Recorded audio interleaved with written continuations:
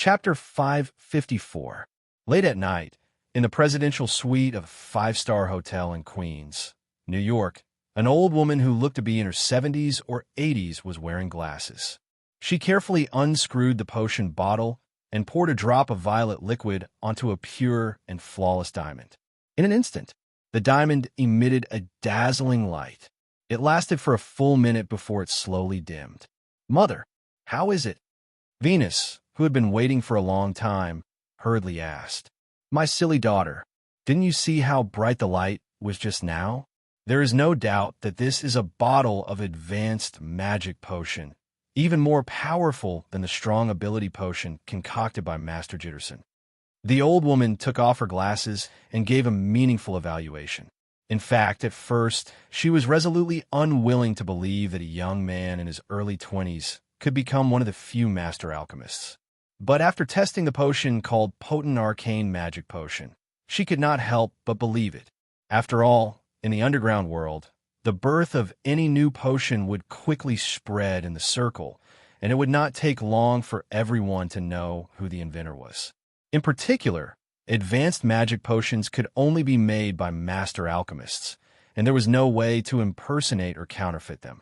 But the strong arcane magic potion on the table was obviously not any known advanced potion, and no master alchemist had announced that he had invented a new potion. This also meant that someone had invented it from scratch. At the thought of her daughter getting close to a young master alchemist in advance, the old woman's wrinkled face showed a satisfied expression. "You did very well. Much better than I expected. Tell me, how much do you know about him?"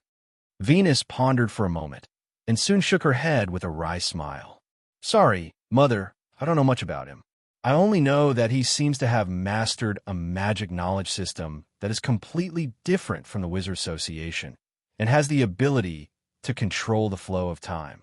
Even the great wizards have shown a strong fear." "No, I'm not asking about his strength. It's his habits, preferences, character. You have to understand that for master alchemists, strength is no longer important. Their magic-filled hands are the most powerful weapons in the world." The old woman rolled her eyes at her daughter. I think as a young man, there are only a few things he likes, and beautiful women are definitely one of them." Adam took the initiative to interject. "Idiot, don't think of everyone as yourself." Venus mercilessly reprimanded his younger brother. Soon after, he frowned and said in thought, "As far as I know, apart from having some interest in some ancient knowledge, he doesn't have any strong preferences. He doesn't smoke, drink, or use drugs. I think he has a younger girlfriend, but I'm not sure how close they are. Don't rush, take your time. Everyone has their own weaknesses and hobbies. Even master alchemists are no exception." The old lady turned around and stared at her youngest son. "Adam, don't go out and fool around during this period of time. Help your sister complete this difficult task."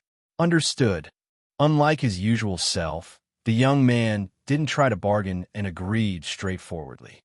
"What about these high-grade potions? He entrusted me to help advertise." Venus seemed to have suddenly thought of something and quickly asked with a frown. "It's simple. Just don't tell them who made these potions. Think about it. Before the truth is announced, how many people would believe that a young man in his early 20s is a master alchemist?" The old lady gave a perfect solution with a smile that wasn't a smile. On the other side, on the huge cruise ship docked in New York Harbor, Lafren was also waiting for a subordinate to test the new potions that had just been delivered. After a full 10 minutes, the appraiser, who was in his 50s and had meticulously combed his hair, reported excitedly, "Sir, I'm afraid you won't believe it. These are all high-grade magic potions." "What? All of them?" Lafren turned around and glanced at the hundreds of potion bottles that were densely packed in the safe, and his face showed an expression of incomparable surprise. Because these potions were all sent to the ship by Zhongcheng 6 or 7 hours ago. It was said that he took advantage of the short break in the afternoon to get some gold dinars to spend. He couldn't understand how a young man who was just a beginner in alchemy could become a master alchemist so quickly. "That's right, sir. All of them. From increasing strength, agility, vitality, to greatly replenishing magic, healing serious external injuries, increasing the power of magic. It's almost everything. The most important thing is that each of them is the first time they've appeared. The appraiser introduced them one by one. Very good. Put them in the warehouse. Also, inform the person in charge of the designated auction to put these potions at the front. After giving the order, Lafren quickly returned to his luxurious room and lightly knocked on an ancient bronze mirror. Soon, the surface of the mirror bloomed with faint ripples, followed by a figure directly passing through and sitting on the sofa. He picked up an apple and took a bite, and asked with a smile that wasn't a smile, "What actually happened?" "It actually made you activate the emergency contact." He was none other than Faust, who had signed an alliance contract with Zhang Chung not long ago. Lafren unscrewed a bottle of whiskey and poured half a glass for his old friend, and explained without turning his head, "There was a little accident. To be exact, it was our little friend who gave us a huge surprise." "Surprise?" "Yes. He just sent someone to deliver a batch of potions. After inspection, all of them were advanced magic potions, and each of them was newly invented. I believe you should know best what this means, right? Master alchemist. He actually really became a master alchemist?" Faust raised his head and drank the wine in the glass, a trace of shock appearing on his pale face. No one knew better than him how difficult it was to become a master alchemist. Not only did one need to have a very deep understanding of a wide variety of substances, one also needed to understand the relationship between substances and energy, as well as a deeper level of life and soul. Especially the last one, it often required time and personal experience. I'm not 100% sure yet, but I believe it should be true. Also, after the auction starts after Christmas, I will personally confirm it. What we need to discuss now is how to ensure that a master alchemist will continue to work closely with us. I'm a little worried that he won't be able to resist the temptation and will be pulled away by other forces. The Marcus family is already preparing to make a move. Marcus? Humph.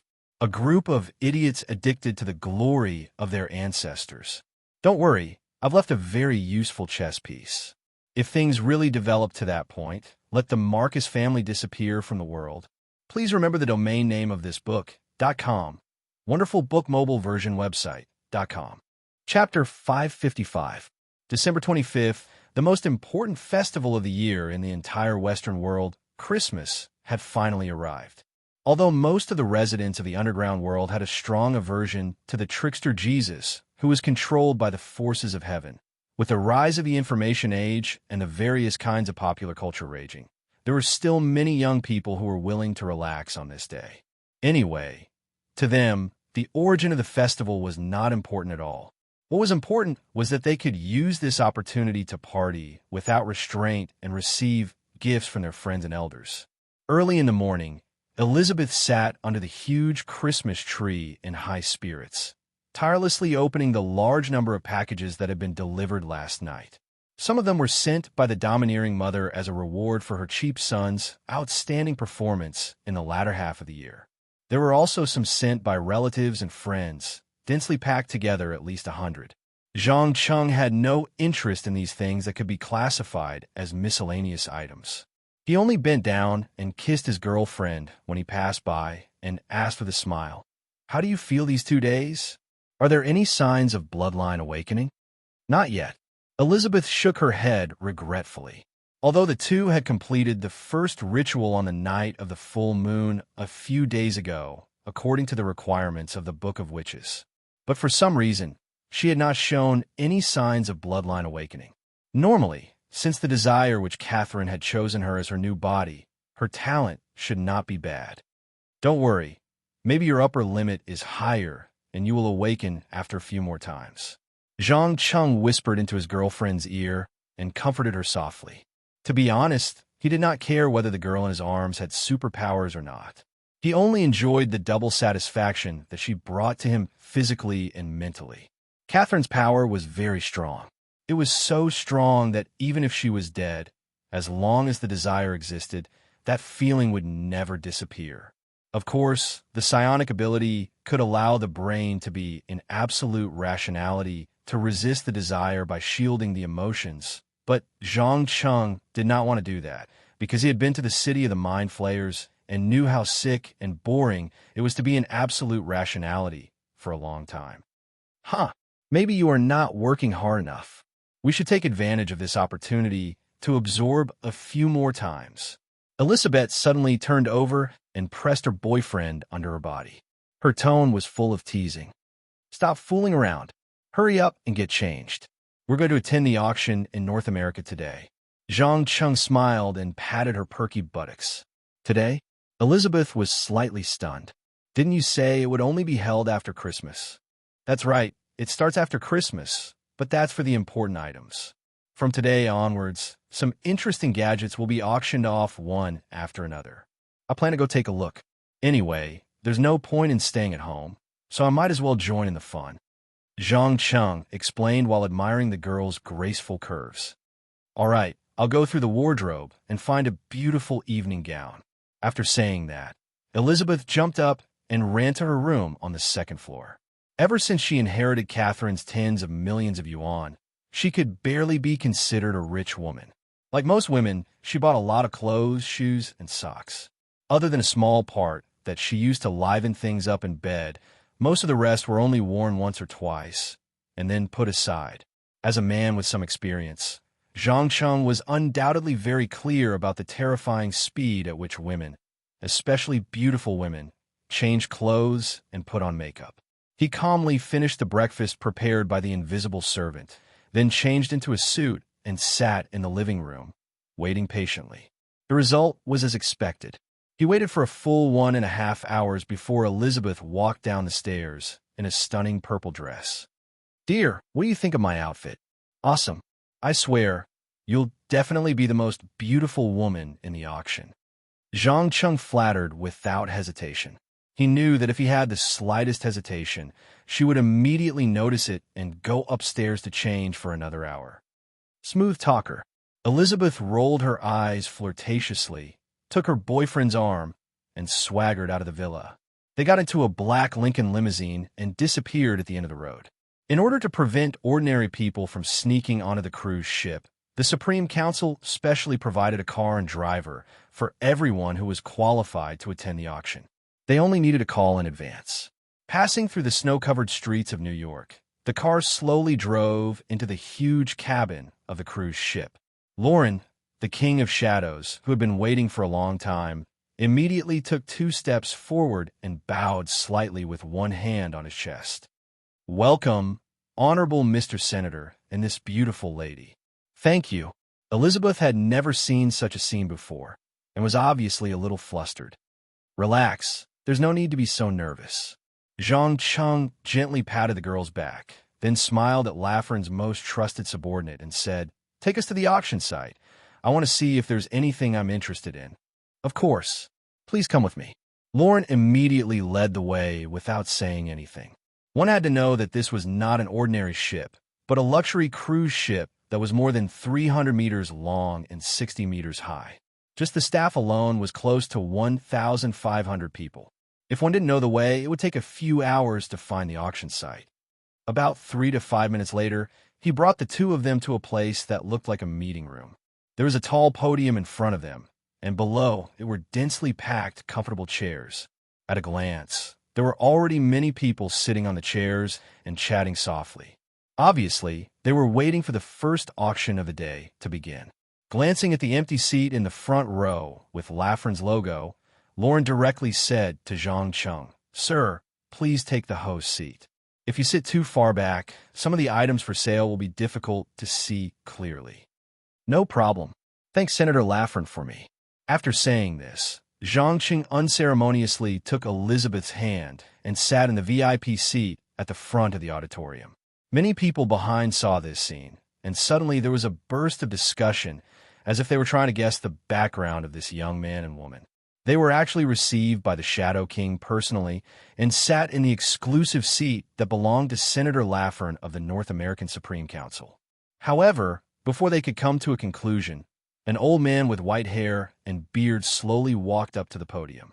He raised a small wooden mallet and slammed it on the table. Then, he announced loudly, The end of 2003 auction officially begins now. Please remember, no matter who you are, where you come from, You have to abide by the rules here. If anyone dares to cause trouble or maliciously raise the price, then they are challenging the authority of the Supreme Council and will be severely punished. Please remember the domain name of this book. Mobile version of reading website. Chapter 556. First of all, let's look at the first auction item today. A substitute doll made by a voodoo witch doctor from Haiti. It could block a fatal accident for the wielder. The starting price is 5 gold dinars. 5, 6, 8, 10. As the first item was placed on the podium, the audience below began to raise the price. It could be seen that most of these guys who were fighting fiercely were ordinary people without any supernatural powers. Some of them were billionaires who had served the council for a long time, and some were gangsters like the mafia. In short, they were the kind of people who were rich but didn't know much about the power system of the underground world. Looking at the rising price, Elizabeth finally couldn't help but ask in a low voice, "Dear, aren't you going to bid? That's a good thing to save your life at a critical moment." "Save my life?" No, the thing can at most block the power of a bomb. It's useless against real magic and curses. If you like, I can make dozens of them in half an hour. Zhang Cheng didn't hide his contempt for the so-called substitute doll. It might be able to sell for a high price in a place where the prevalence of magic was very low, such as Westeros in the world of Song of Ice and Fire. Otherwise, this thing could only deceive ordinary people who didn't know anything. "Oh, you know a lot about magic items?" A white man in his early 30s, sitting in the back row, stretched his head over. "You are?" Zhang Cheng frowned subconsciously. He didn't know if it was because of his personality, but he never liked this kind of brother, friend kind of person. The white man smiled awkwardly and introduced himself. "My name is Chester Barsham. Maybe you have never heard of my name, but the family behind me owns a certain amount of shares, including the 6 major Hollywood film companies and most of the mainstream media. Since my grandfather's generation, we have been helping the council control public opinion to ensure that the underground world will never appear in the eyes of ordinary people." "So, you're a billionaire?" Elizabeth's eyes widened in curiosity. "That's right. But here, the dollar obviously has no purchasing power." The white man, who called himself Chester Barsham, showed a helpless expression. For a billionaire, what was the most painful thing for them? Naturally, it was because they couldn't buy what they wanted even if they had the money. Due to the production and rarity of gold dinar, even if they used USD to buy it, they would not be able to buy much. Looking at this frowning guy, Zhang Cheng suddenly asked, "Tell me, how much gold do you have and what kind of things do you want to buy?" "Only 350. I mainly want to buy some magic items that can cure cancer or extend one's life." Chester Barsham did not try to hide anything. He openly stated his purpose for boarding the cruise ship. In order to obtain the invitation, he had paid a hefty price and used up almost all of his connections. "You have a terminal illness?" Zhang Cheng narrowed his eyes and looked up and down, but he couldn't find any abnormalities in the man's body. Chester Barsham hurriedly waved his hand. "No, it's not me. It's my 3-year-old son. He had pediatric malignant non-Hodgkin's lymphoma, which had spread to the late stage, and science could no longer save him. As a father, the only thing I can do now is to seek the last chance of survival from supernatural forces." "How pitiful. My dear, can you help this child?" Elizabeth, who was relatively emotional, began to sympathize with her boyfriend and looked at him expectantly. "All right, just this once. Give me all the gold dinar you have on you, and then take this." As he spoke, Zhang Cheng took out a small bottle of potion that emitted a faint green light from his pocket and stuffed it into the man's hands. "Can this really cure lymphoma?" Chester Barsham carefully held the potion bottle in his palm, his whole body trembling involuntarily. "Yes. To be exact, it can cure all diseases, curses, poisons, and negative magic effects. Nourishing potion, you deserve it." Zhang Cheng forcefully advertised the potion he had concocted with a smile. "Please wait a moment. I'll be right back." Chester Barsham's mind was obviously no longer on the auction, and he hurriedly took the potion and ran out. Watching this father who was eager to save his son disappear into the corridor, Zhang Cheng shrugged and continued to pay attention to the new items on the stage. Unfortunately, The first auction of the day was obviously meant to fool ordinary people who did not know the ropes. More than 80% of the items were not of much use, and the prices were inflated. Only an enchanted flintlock from the 17th century was not bad, but it was too troublesome to reload. In the end, it was bought by an old Jewish man for 80 gold dinars. After the first auction came to an end, the two quickly left the venue and headed to the restaurant on the third floor, intending to have something to eat, and then go to the casino on the second floor to try their luck. As a luxury cruise ship, the entertainment facilities here were quite complete. There was even a small golf course and a large indoor swimming pool. Even if it was snowing outside, the guests inside could continue to enjoy the best service. In addition, there were still 2 days before the final auction, and there were not many people. It was a good time to have fun. But just as the young man and woman arrived at the restaurant and sat down, before they could finish looking at the menu, another uninvited fellow appeared. "Good afternoon, wizard from the East. My name is Anthony Marcus. I wonder if you can spare some time to have lunch with me?" "Marcus?" Zhang Cheng raised his head and glanced at the other party. A trace of undetectable coldness flashed in his eyes. This guy with slick-back hair was very unreasonable. He stood between him and Elizabeth as if the girl was a mass of air and did not exist at all. His arrogant attitude was very uncomfortable. "That's right. My family and I are the descendants of the second leader of the North American Supreme Council, Rudolph of the Grim Reaper's Scythe." Anthony obviously didn't realize that he had made a huge mistake as he nodded proudly. He believed that in the land of North America, no one could refuse his invitation and the Marcus family's invitation. "Sorry, not interested. Also, you're blocking my girlfriend." Zhang Cheng ordered him to leave without hesitation. Anthony undoubtedly did not expect such a situation. His tone immediately became stiff. "Are you sure you don't want to reconsider?" 3. A cold number popped out from Zhang Cheng's mouth. "What do you mean?" 2. "Are you threatening me?" 1. As the last word blurted out, Zhang Cheng raised his hand and snapped his fingers gently. Boom! Anthony's entire body suddenly exploded without warning. Blood, minced meat, and internal organs splattered everywhere. Not only was Elizabeth stunned, but even the guests who were eating around were stunned. They could not believe that there would be someone in the world who would kill someone on the Supreme Council's ship, and the person who killed was a direct member of the Marcus family. Please remember the domain name of this book.com, wonderful book mobile version website.com. Chapter 557. Just as everyone was immersed in the shock brought about by the short few seconds, the blood, flesh, organs, and bones scattered on the ground seemed to have entered a state of time reversal. In the blink of an eye, they were pieced together back to the state before the explosion. Anthony, who had come back from the dead, stood there in disbelief. He couldn't believe that the other party had killed him without hesitation, killing the direct heir of the Marcus family.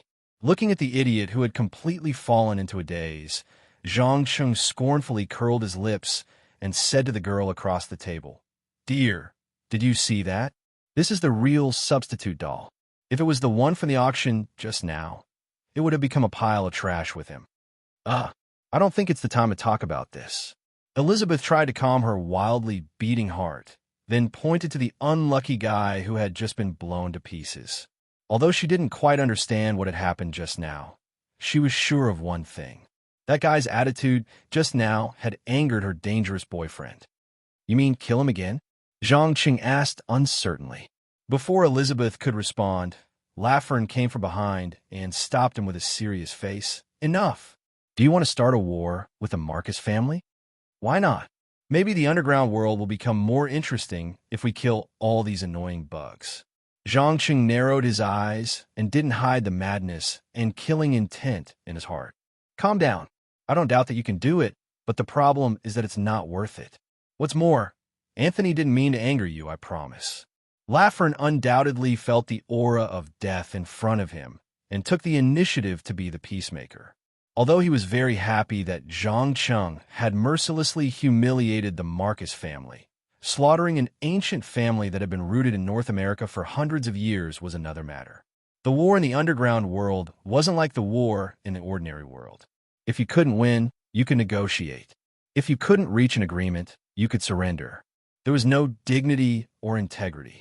On the contrary, once the war in the underground world started, it would only end when one side was completely annihilated. There was no negotiation. There was no surrender. There was only merciless killing. Kill the last surviving member of the enemy, and the war will naturally end. Zhang Cheng rubbed his chin and pondered for a few seconds before revealing a playful smile. I need compensation. Sure. Laffern agreed without hesitation. Very good. I hope to see enough gold dinars when the auction starts in the afternoon. Now, you can take this idiot away. Remember, never let him appear in front of me and the trash of the Marcus family. After saying this, Zhang Cheng ignored the two of them and picked up the menu to discuss with Elizabeth what to eat for lunch. Seeing that Anthony had no intention of continuing to pursue her, Laffern was slightly relieved. She hurriedly pulled Anthony out of the restaurant and back to her own luxurious guest room. As soon as he closed the door, Anthony could not help but curse loudly. F***CK? Who did that Easterner think he was? How dare you treat me with such an attitude? To the great Marcus. Slap. Before he could finish his words, Laffern raised her arm and slapped him hard in the face. She roared with a gloomy face. Shut up. Is this what you meant by having a good talk? Do you know how much trouble you almost got yourself into? Your family was almost destroyed because of you. W.H. What? Anthony was stunned. His eyes were wide open as he desperately tried to figure out why he was treated so rudely when he was not the one in the wrong. Do you still remember the collapse of the fragment world not long ago? It was all done by Zhang alone. He has enough power to destroy a world. Laffern sneered and told the truth that was covered up by the Supreme Council. Hearing this news, Anthony immediately shivered and muttered to himself at a loss. But I don't understand. Why did he suddenly want to kill me? What did I do to offend him? Idiot, do you still remember the girl that you ignored? She is the descendant of Catherine, the Witch of Desire. Think about it. What is Catherine's favorite thing to do? Damn it, it's desire. They desire each other. Anthony was not a fool after all. He immediately realized the huge mistake he had made. It's good that you know. I reminded you before that he is not the kind of person who is easy to get close to. And he is ruthless when it comes to killing, but you still messed up everything because of your arrogance. Now get out of here, go back to your father, and never come back to New York. As for the compensation, I will deduct it from the funds you brought. After that, Laffern waved his hand impatiently. I'm very sorry to have caused you trouble. Anthony bowed deeply and quickly turned to leave the room. Although his heart was filled with anger and a strong sense of humiliation at the moment, like a poisonous snake constantly nibbling away at what little rationality he had left, he did not dare to take any childish revenge. Because a person who could destroy a fragment world would certainly be able to uproot the Marcus family. Many times, political influence could not be completely transformed into strength, especially under the premise that the enemy had overwhelming power. Power. It had always been the only standard in the underground world to measure the relationship between people and forces.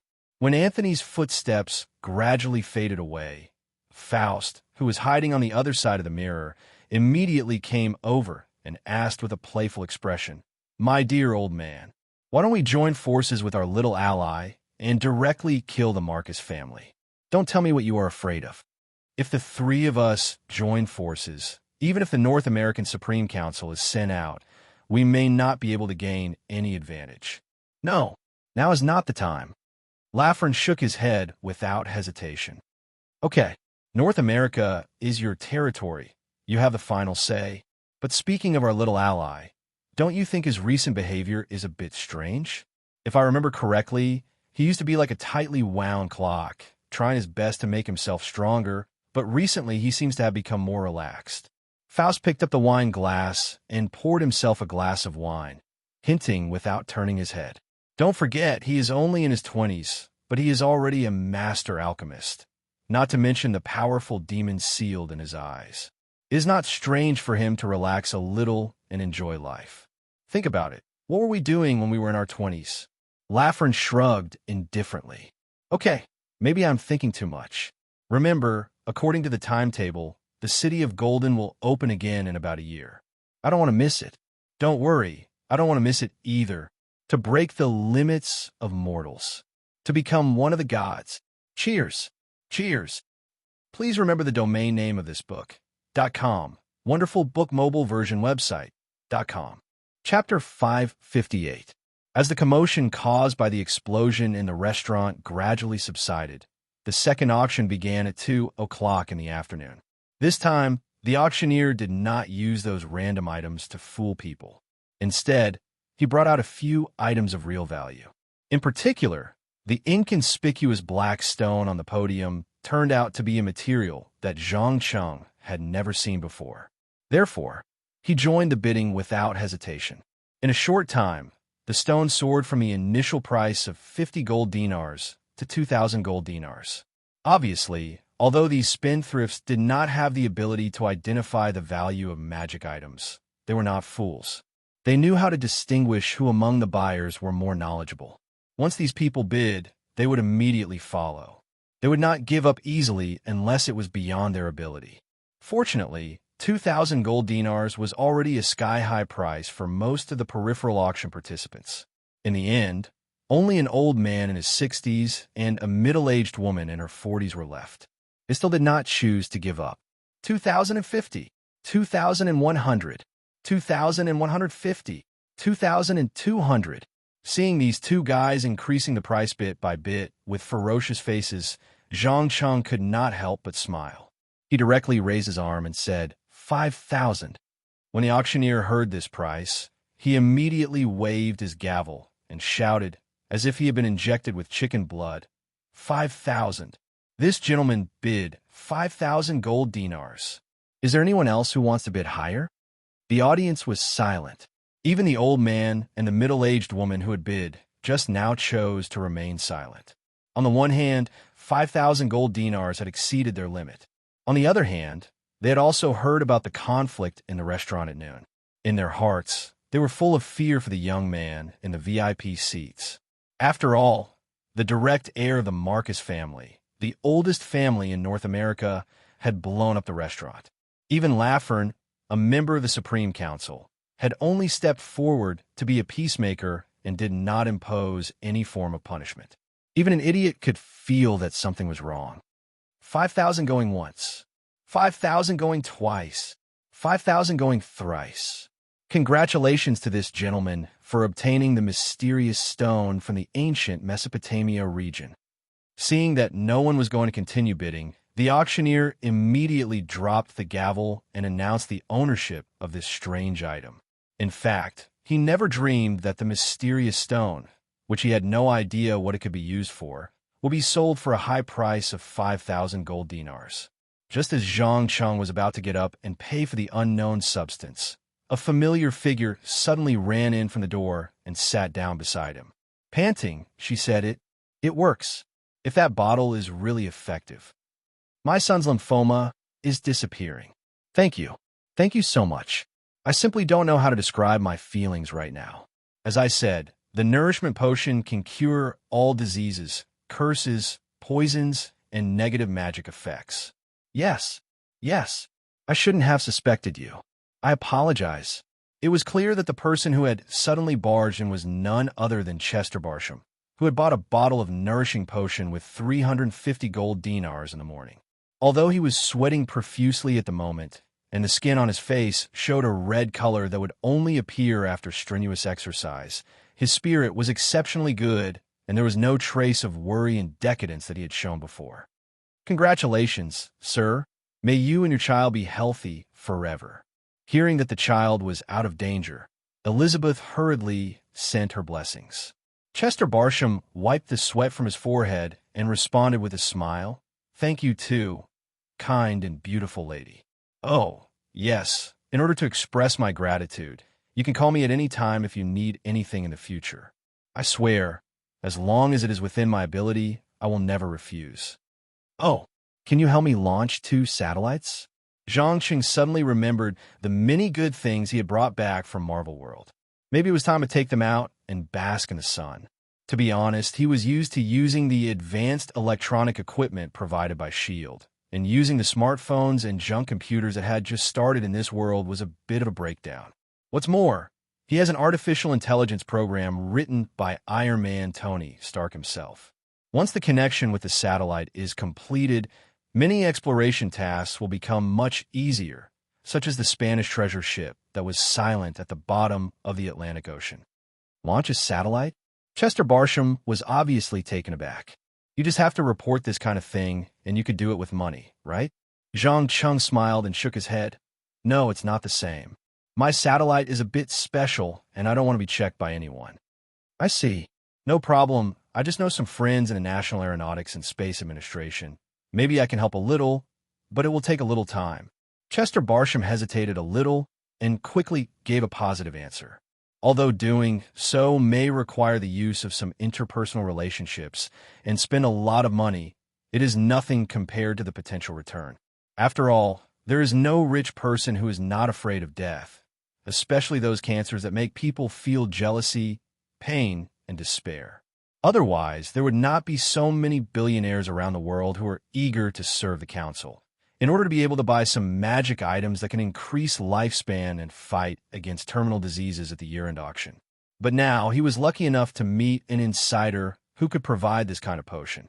Naturally, he has to tighten the relationship to ensure that he and his loved ones can get a small bottle of life-saving potion when they encounter the same situation. It's okay. I have always been very patient. Also, I promise that if you can do this, you can come to me at any time in the future to buy all kinds of magic potions with US dollars if you need them. In order to make the other party more motivated, Zhang Chung decisively offered an extremely attractive condition. As the saying goes, if you want to take, you must first give. Just wanting Marl to run faster and not giving Marl grass to eat would definitely not end well in the end. He has always been generous to his collaborators, but the prerequisite is that the other party can meet his requirements. 3 months. Just 3 months is enough. Chester Barsham clenched his fists, a strange light flashing in his eyes. Magic potions that can cure all diseases can be bought with US dollars? This is a gift that has come to him. He can already imagine how many connections he can expand in the world of ordinary people if he has such a resource channel. Whether it is the Wall Street bankers who control the global finance behind the scenes or the black-hearted politicians in Washington, they will all choose to owe him a favor under the threat of death. Please remember the domain name of this book.com. Wonderful book mobile version website.com. Chapter 559.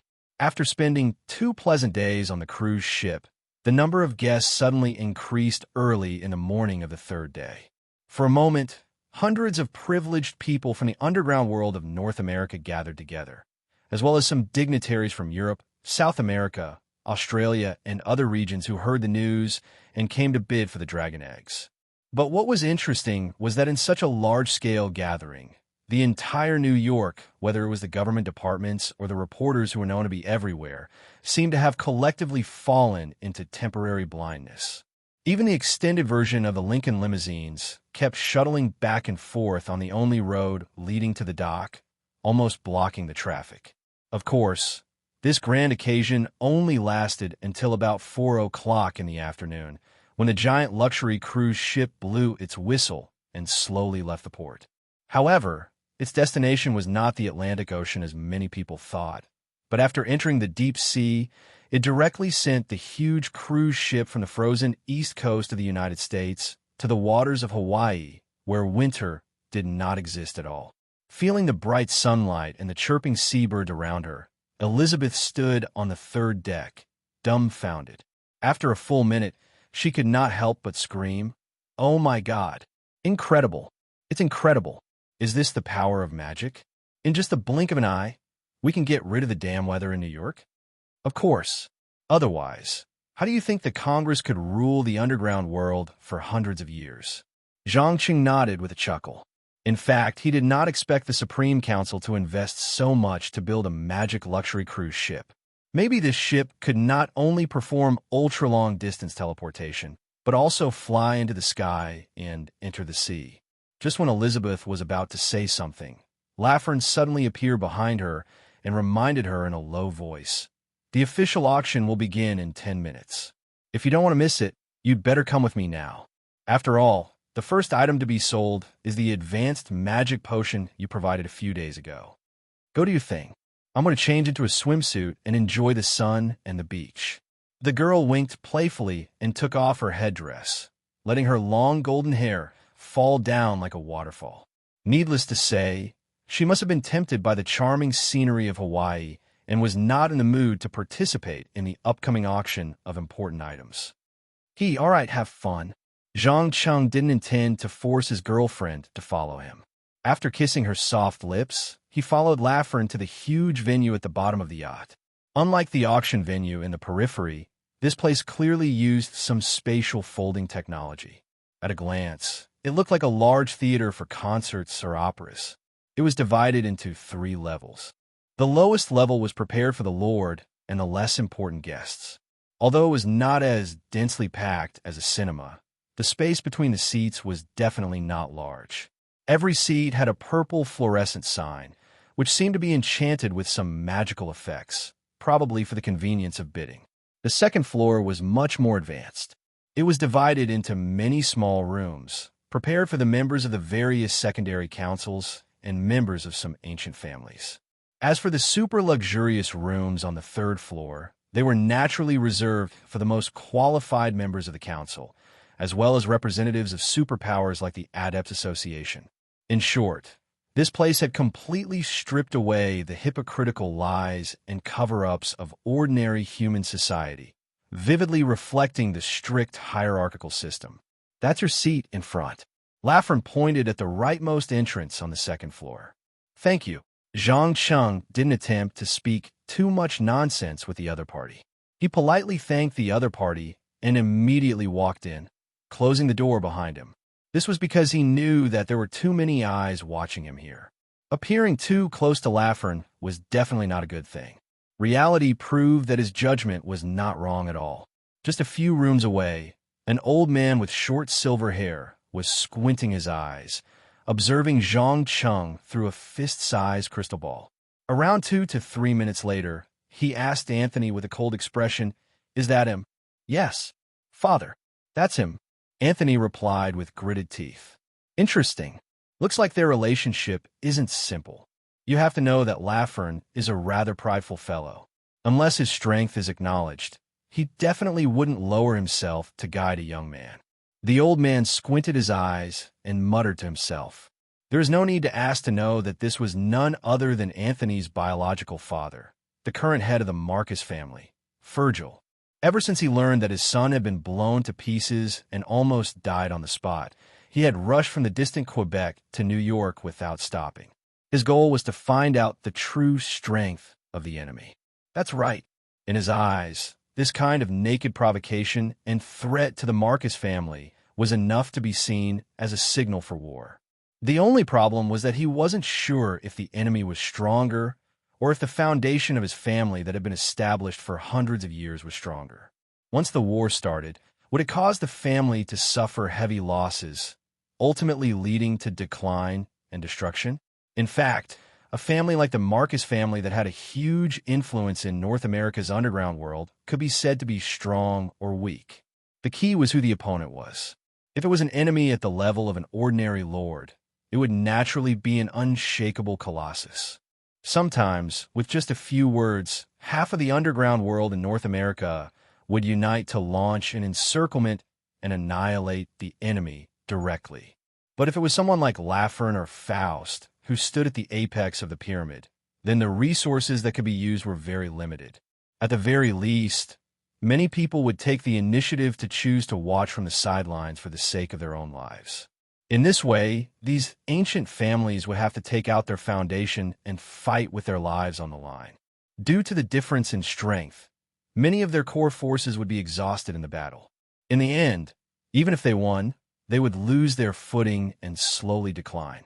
Therefore, before taking action, Virgil had to figure out what kind of heavy price he would have to pay to deal with this mysterious young man. If it was really as Laffer had warned, then there was naturally no need to say anything more.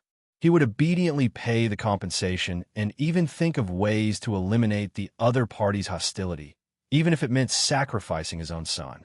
But if it was just a bluff, then he would have to carefully weigh the benefits and losses before making a choice.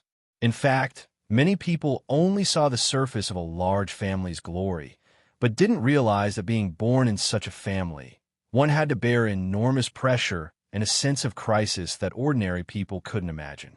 As the helmsman of the Marcus family, Virgil had once seen with his own eyes when he was young that his grandfather had married off the smartest and most beautiful daughter in the family to a powerful pervert, allowing the other party to humiliate, abuse, and destroy her, just to avoid a war that could cause huge losses. From then on, he understood a principle. In such a large family, personal happiness and life weren't important at all. What was important was for the family to continue on. Please remember the domain name of this book, .com, wonderful book mobile version website, .com. Chapter 560. Ladies, gentlemen, lords, counselors, and ordinary people from all over North America who have volunteered to help us protect the world from the forces of heaven and hell. On behalf of the Supreme Council, I would like to thank you for your contributions over the past year. In order to repay your efforts, today, the Council will present the most outstanding treasures for everyone to compete for. The speaker's voice was like the drowsy speeches of many political figures. Not many people were really listening. On the contrary, most people's attention was focused on the box of dragon eggs with uneven surfaces and black scales that were placed on the stage. If it weren't for his extremely powerful personal strength, he would have been asked to step down so that the exciting auction could start quickly. Of course, the speaker was also aware of this. He quickly ended the routine speech and handed the seat to the experienced first auctioneer, Bertie Edmott. This professional master of magical items and antiques had served the North American Council for a full 70 years and was now 123 years old. However, because he had part of the Nordic elven bloodline, he looked only about 50 years old and was still some distance away from being too old to walk. As soon as the old man stepped on the stage, he took the lead in pushing the 20 dragon eggs up and said to all the guests with a smile, "As you can see, this is the most important item in this year-end auction. Unhatched dragon eggs from the gap between the fragment world and the main world. According to the appraisal of experts in the field of magical creature research, each of them is alive and very healthy. They can be hatched at any time. They are 100% purebred black dragons. Damn it, don't tempt me. Let's get started. The gold dinars in my pocket can't wait." A lord sitting in the front row urged in a half-joking tone. In fact, from the moment these dragon eggs appeared, the breathing of many people present began to quicken. Emotions such as greed and desire spread unscrupulously in all directions. Anyone with a bit of strength would not easily let go of the opportunity to put the dragon eggs in their pocket. Unfortunately, Bertie Edmott was not a fool. Why would he auction off the precious finale item now? He just smiled politely and shook his head in response. "Sorry, I didn't say I wanted to auction off the dragon eggs now. In fact, they're the most precious of all the items for sale. In order to give everyone a chance, the Supreme Council decided to release 5 pills a day for the next 4 days of the auction. If anyone wants to bid for the dragon egg, then you better make sure you have enough gold dinars in your pocket." F***CK. Looks like I don't have a chance. Me too. Release 5 a day? Isn't this clearly going to be monopolized by the big shots? Huh. Do you really think that you could buy a dragon egg with that little money of yours? All of a sudden, the audience could be said to be full of ugliness. There were even some people from the bottom of society who cursed in a low voice. But it was a pity that the underground world was not the United States that claimed to be democratic and free. They did not care about public opinion at all. If anyone disobeyed the arrangement of the highest council, they would certainly be suppressed and pushed aside, although they would not immediately disappear from the world. Therefore, the most these people could do was grumble. Bertie Edmott completely ignored the small commotion below the stage. He casually closed the box full of dragon eggs and put it behind him. He then opened another sealed box. In an instant, bottles of colorful magical potions appeared in front of everyone's eyes. He carefully took out one of the bottles and raised it high so that everyone could see the strong energy waves emanating from the bottle. Finally, he introduced it unhurriedly. As we all know, high-grade magical potions have always been one of the most sought-after items in the underground world. Some of them can heal wounds, dispel diseases and curses. Some can restore magic and increase the power of spells released. There are also some that can greatly increase the basic attributes of one's body. For example, greater strength, faster running, smarter, and more flexible mind. But due to various restrictions, the production has always been very limited. It has always been in a state where the supply does not meet the demand. But now, a newly advanced master alchemist has provided us with a total of 100 bottles of high-grade magical potions. We will package them according to his own request. The starting price is 200,000 gold dinars. Each increment must not be less than 10,000. I announce, the auction officially begins.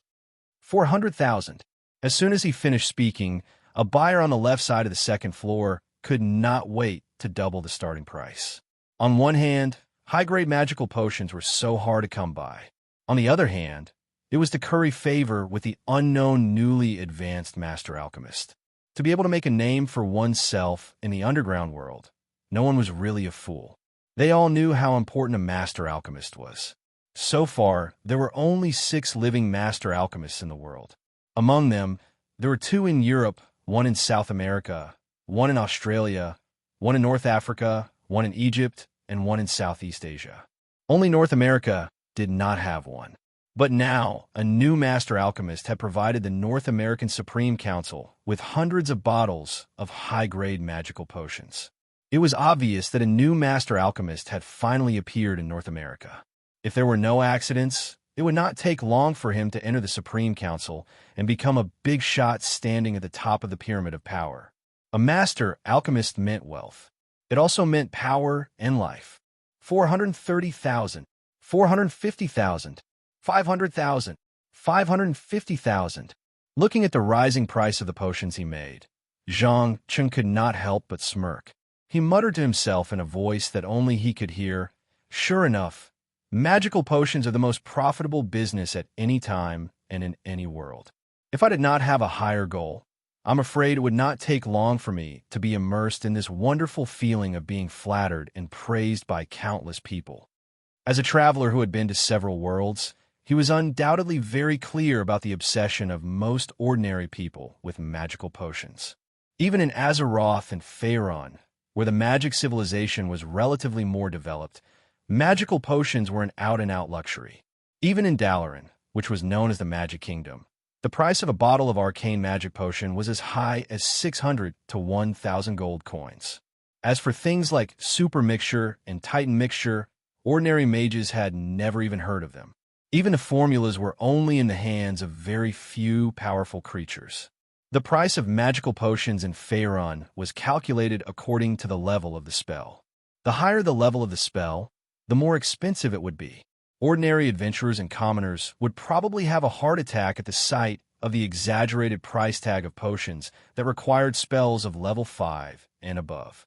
Of course, to Zhang Cheng, who had already grasped the power of the Creator, the real meaning of alchemy was no longer about potions and the conversion of matter and energy. Its real function was to create a pure soul from nothing.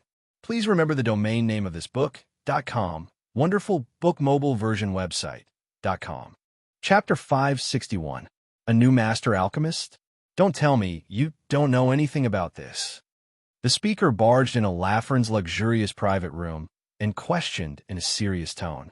In fact, it was not only him. Many counselors were now inquiring about the identity of the person who made the bottles of tempting potions on the auction stage. Please take a seat, Cosmo. Lafren calmly called out the other party's name with a smile. Of course I know who he is. In fact, we all know him. It's just that no one expected his alchemy skills to improve so quickly. You know him? The speaker frowned subconsciously. After a full minute, an expression of sudden realization appeared on his old face. He probed in an uncertain tone. Could it be that young Asian? That's right. And whether you want to believe it or not, these hundreds of bottles of advanced magic potions only took him less than 2 or 3 hours to make. It's incredible, isn't it? Lafren gave a meaningful answer. Damn it, you knew about this all along? Why didn't you tell me? The speaker sat down and took a sip of red wine to moisten his throat. After all, master alchemists were so rare. He could not imagine what would happen to his old face if someone else snatched him away. He was afraid that by that time, the North American Supreme Council would become the laughing stock of the entire underground world. Lafren shrugged his shoulders indifferently. Don't worry, Zhang is not the kind of idiot who will be tempted by money, wealth, fame, and status. He has his own ambitions and dreams. Unless we make some stupid decisions first, he won't leave easily. Oh, then what does he want? The speaker stroked the thick white beard on his chin. It's very simple. He wants to do the research he wants to do without any interference from outside forces. Interference? You mean, isn't it obvious? Many people, including the Marcus family, are eyeing him, which has seriously affected his daily life. I think it's time to give these idiots who claim to be ancient and famous a warning to get lost. Lafren hinted with a sneer.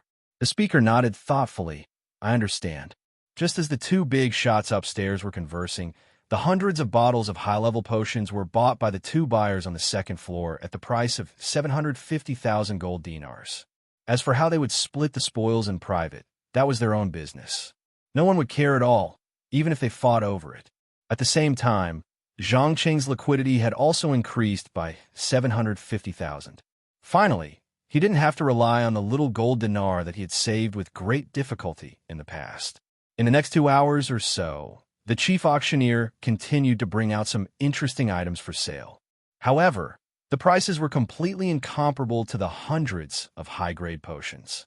The most expensive item did not exceed 20,000 dinars. Obviously, the first auction was just a warm-up. The real good stuff was still to come. This situation continued until the 2 dragon eggs were placed on the table, and the atmosphere in the hall suddenly became tense. Bertie Edmont didn't waste any time and announced loudly, the finale of the first auction. 2 dragon eggs. The starting price was 1 million gold dinars. Every bid must not be lower than 100,000. The 2 highest bidders will get them. 1 million, 1,500,000, 2 million, 3 million, 3,500,000, 6 million. Everyone present seemed to have gone crazy. In the blink of an eye, the price of the dragon eggs had been raised to 6 million gold dinars. As the only precious metal currency used in the underground world, the purchasing power of gold dinars could be said to be quite terrifying. One could sell for hundreds of thousands of dollars. It was usually only used when trading powerful magical items. 6 million was equivalent to thousands or even trillions of dollars. However, this was only a theoretical figure. In fact, due to the fact that the value of gold dinar was relatively stable and contained a certain amount of magical energy, the powerful families and individuals have been desperately hoarding it for hundreds of years. As a result, only a small portion of it was circulating on the market. However, today they all revealed their wealth and planned to take away one of the dragon eggs no matter what, even if it meant going bankrupt.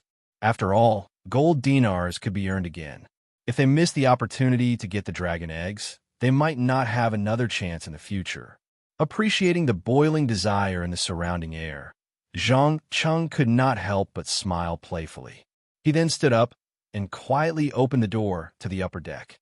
He made up his mind that the next time he went to Azeroth, he must have a good talk with Onyxia and strive to get a few hundred dragon eggs in one go.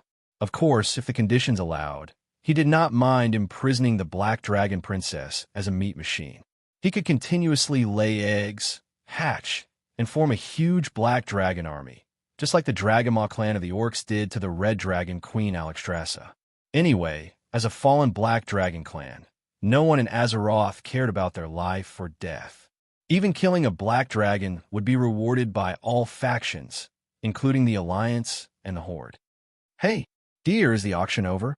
As soon as he came to the top deck, Elizabeth, who was wearing a sexy swimsuit, climbed out of the pool and kissed him with her wet lips. Zhang Qing grabbed the girl's waist and smiled as he shook his head. No, it's not over yet, but there's nothing I'm interested in. Also, are you happy if you're having fun? That goes without saying. This is Hawaii. Compared to the terrible weather in New York, the environment here is simply heaven. Oh, by the way, I just met an interesting friend. Do you want me to introduce her to you? As she said this, Elizabeth turned and glanced at a woman in a black bikini not far away. The other party was obviously of Latino descent. Her skin was a healthy wheat color, and she was sitting on a deck chair, basking in the sun. Who is she? Zhang Cheng undoubtedly felt the magical energy emanating from the other party's body and deliberately pretended to be indifferent. Her name is Zoe, a girl from Los Angeles, and she is also a witch who has just awakened her talent. We just talked a lot about magic. Maybe I can ask her about the technique of absorbing magic. Elizabeth replied as she picked up a bath towel to wipe the water off her hair and body. A witch?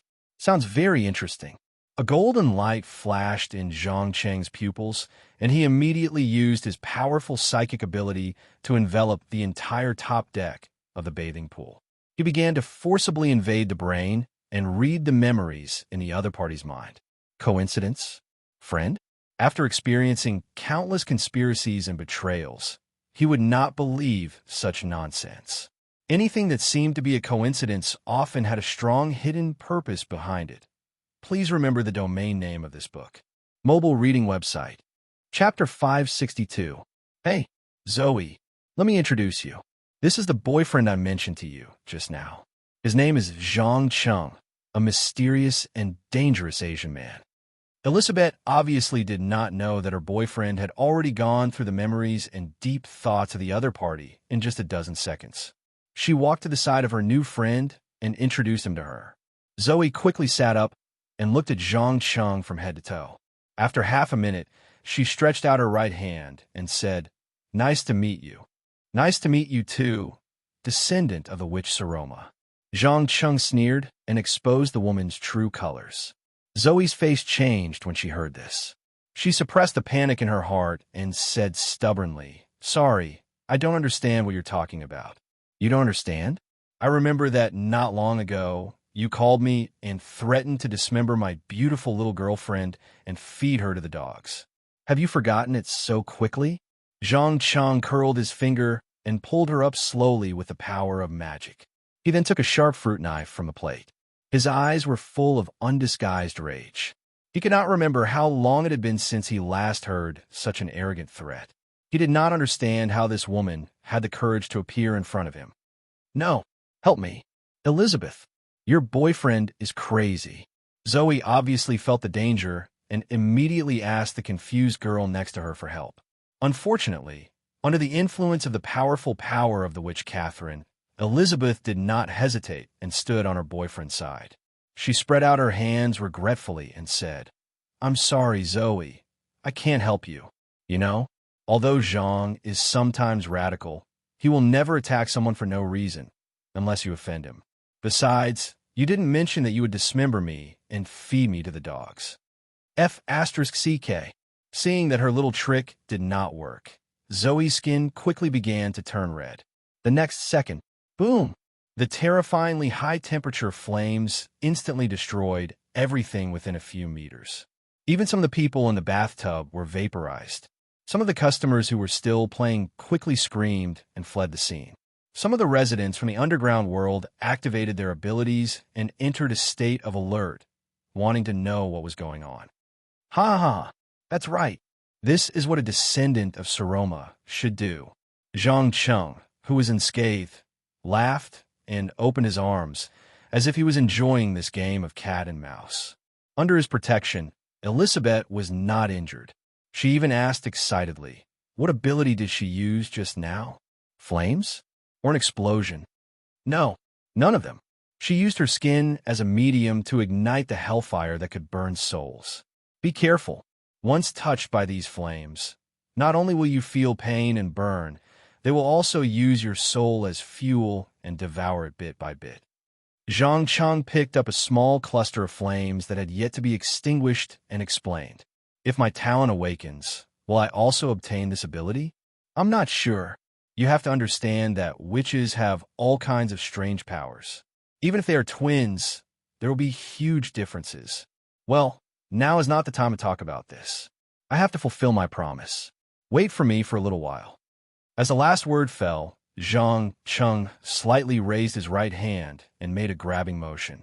In an instant, a big hand, completely composed of energy, directly grabbed Zoe, who was trying to escape by jumping into the sea, and slammed her on the deck.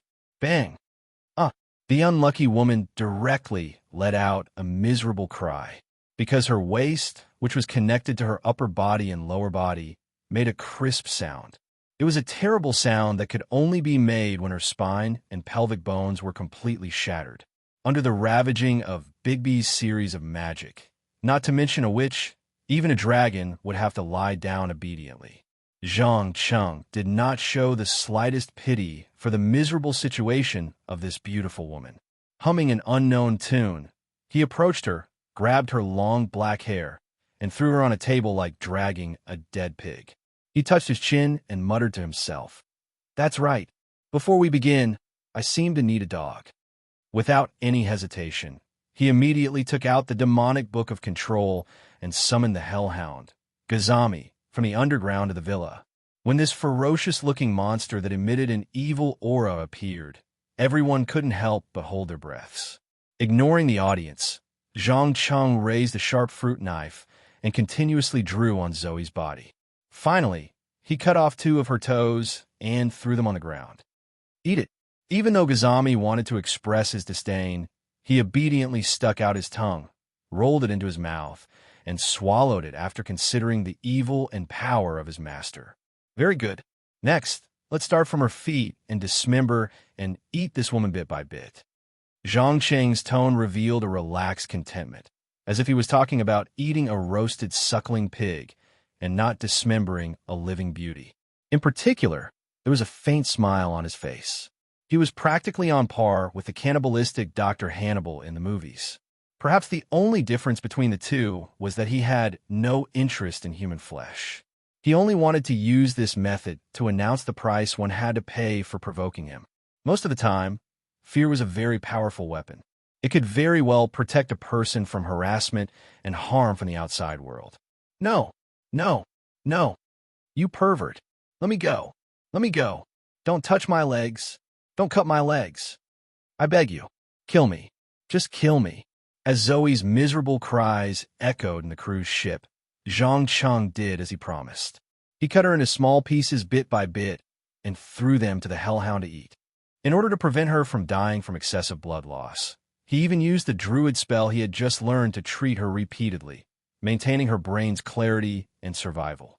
It was only until her entire body below her neck was eaten that the woman who claimed to be the descendant of the witch Saroma breathed her last. Such crazy and tyrannical behavior not only frightened the billionaires from the ordinary world, but also the underground world's residents and gang leaders could not help but shudder in fear. Just as he was about to let Gazami finish off the last head, Speaker Cosmo finally appeared with a few members of the Supreme Council.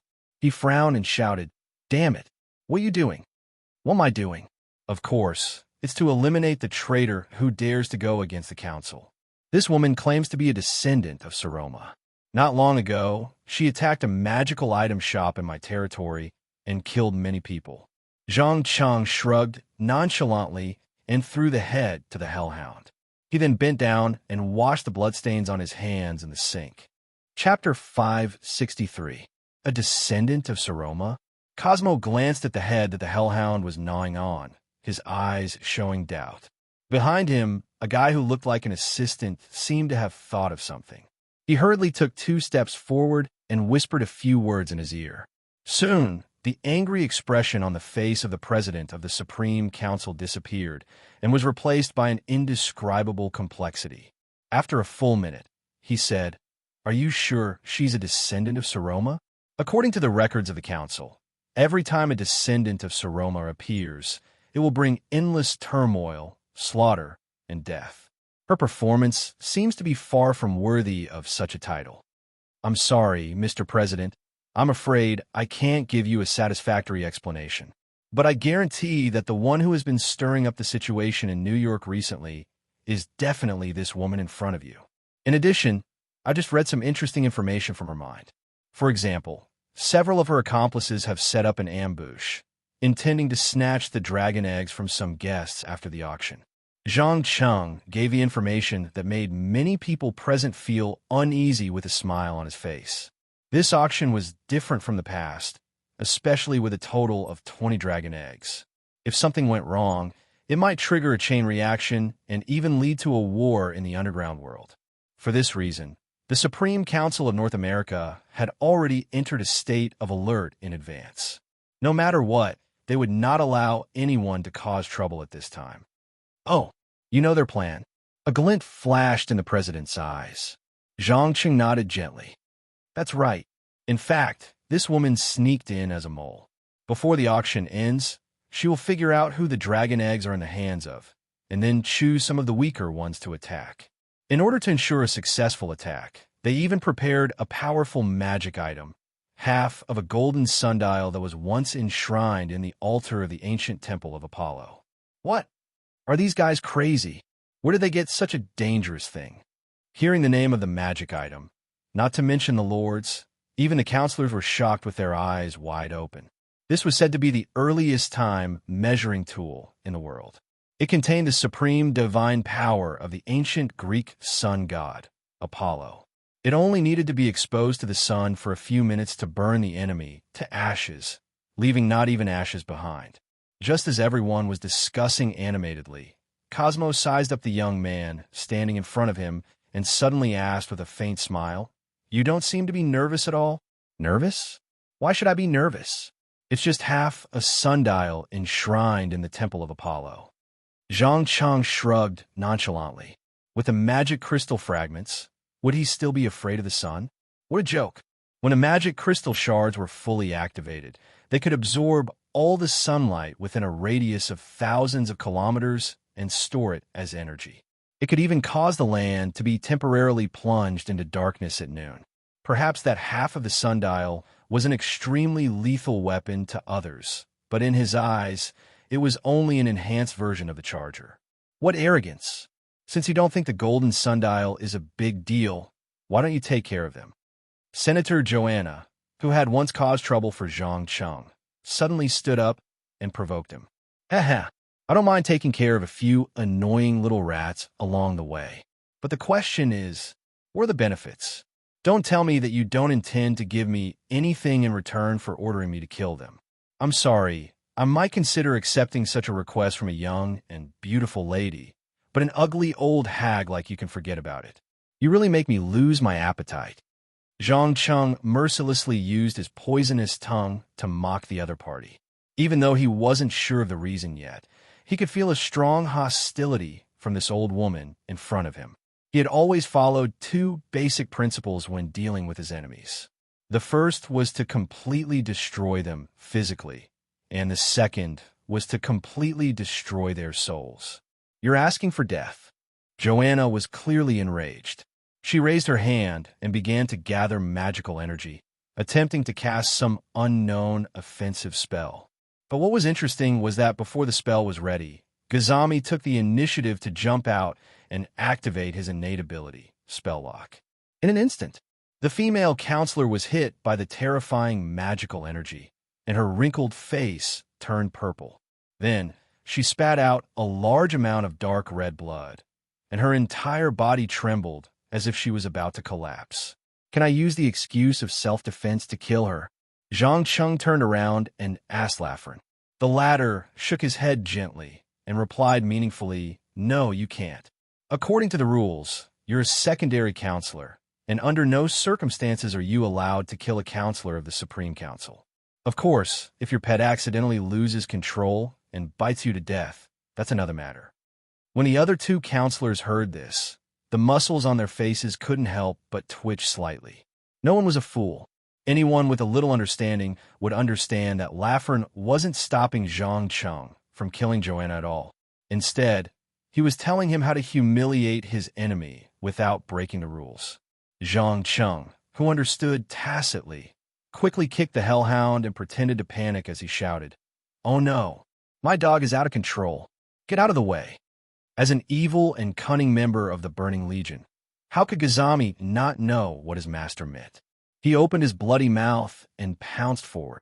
First, he released 2 devouring spells consecutively, devouring all the defensive spells on Joanna's body. Then he bit her calf, shaking his head and tearing at it continuously. "Ah, bastard! How dare you!" After being a counselor of the Supreme Council for so many years, Joanna had never been humiliated in public so brazenly before. She shot out a scorching tongue of fire with her staff like a madwoman, trying to burn the hellhound and her left leg into ashes. However, the moment the flames came into contact with Gazami's skin that was covered in red scales, it seemed to have encountered an invisible barrier. Most of the flames were blocked outside and didn't cause any fatal damage at all. Instead, her leg was burned alive. Right, I almost forgot to remind you. This dog of mine is an interesting magical creature. Its magic resistance is very high, and normal spells have limited effects on it. In fact, they were specially bred to deal with spellcasters. Not only can they counter and devour spells, their blood also contains terrifying corrosive toxins. So for your life and health, you must not let it bleed. Zhang Cheng put on a face that was asking for a beating as he reminded her. Joanna's battered and exhausted look reminded him of the interesting scenes he saw when he was playing games, where he saw a duel with a flag in front of the main city, where the demon warlocks beat up the mages without restraint. It had to be said that hellhounds were indeed good at dealing with spellcasters, especially when it was the first time they encountered them. Under the premise that they didn't understand their abilities at all, it would definitely be a one-sided massacre. Please remember the domain name of this book. Mobile reading website. Chapter 564. In just 7 to 8 minutes, Gazami had displayed his amazing combat power against spellcasters in front of everyone. From the beginning to the end, Joanna had not been able to release any decent spells. Her spells were either countered or neutralized by her skin, which was full of magic resistance. In the end, she could only watch as her lower limbs were eaten bit by bit. That kind of despair, that kind of feeling of constantly approaching death. Finally, her spirit began to break down.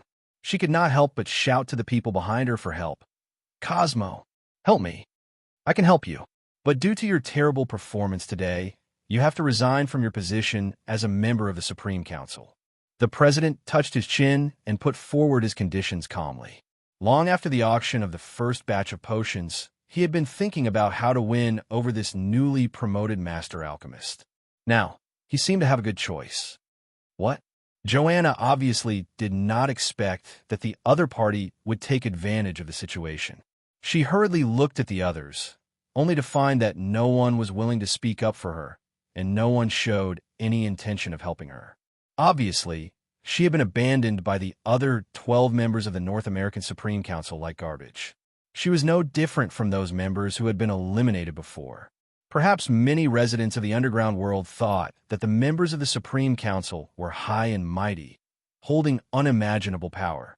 But only when one became one of them personally would they understand that in this circle, the competition was far crueler and more dangerous than the outside world. Almost every once in a while, there would be a member who would be abandoned and replaced due to various reasons. On one hand, this would allow the promising newcomers to enter the core of power so that there would not be too much dissatisfaction that would lead to rebellions. On the other hand, it would also eliminate the weak so that the Supreme Council would always be in its strongest state to deal with possible crises. No sympathy, no pity. There was only the naked law of the jungle. Finally, there had to be a position for the mysterious new master alchemist, so it was not surprising that such a situation would occur. After thinking through all this, Joanna finally suppressed her anger, gritted her teeth, and nodded. "Okay, I agree to your conditions." "Great. Dear Zhang, please keep your scary little pet. I promise that I will give you a satisfactory explanation immediately."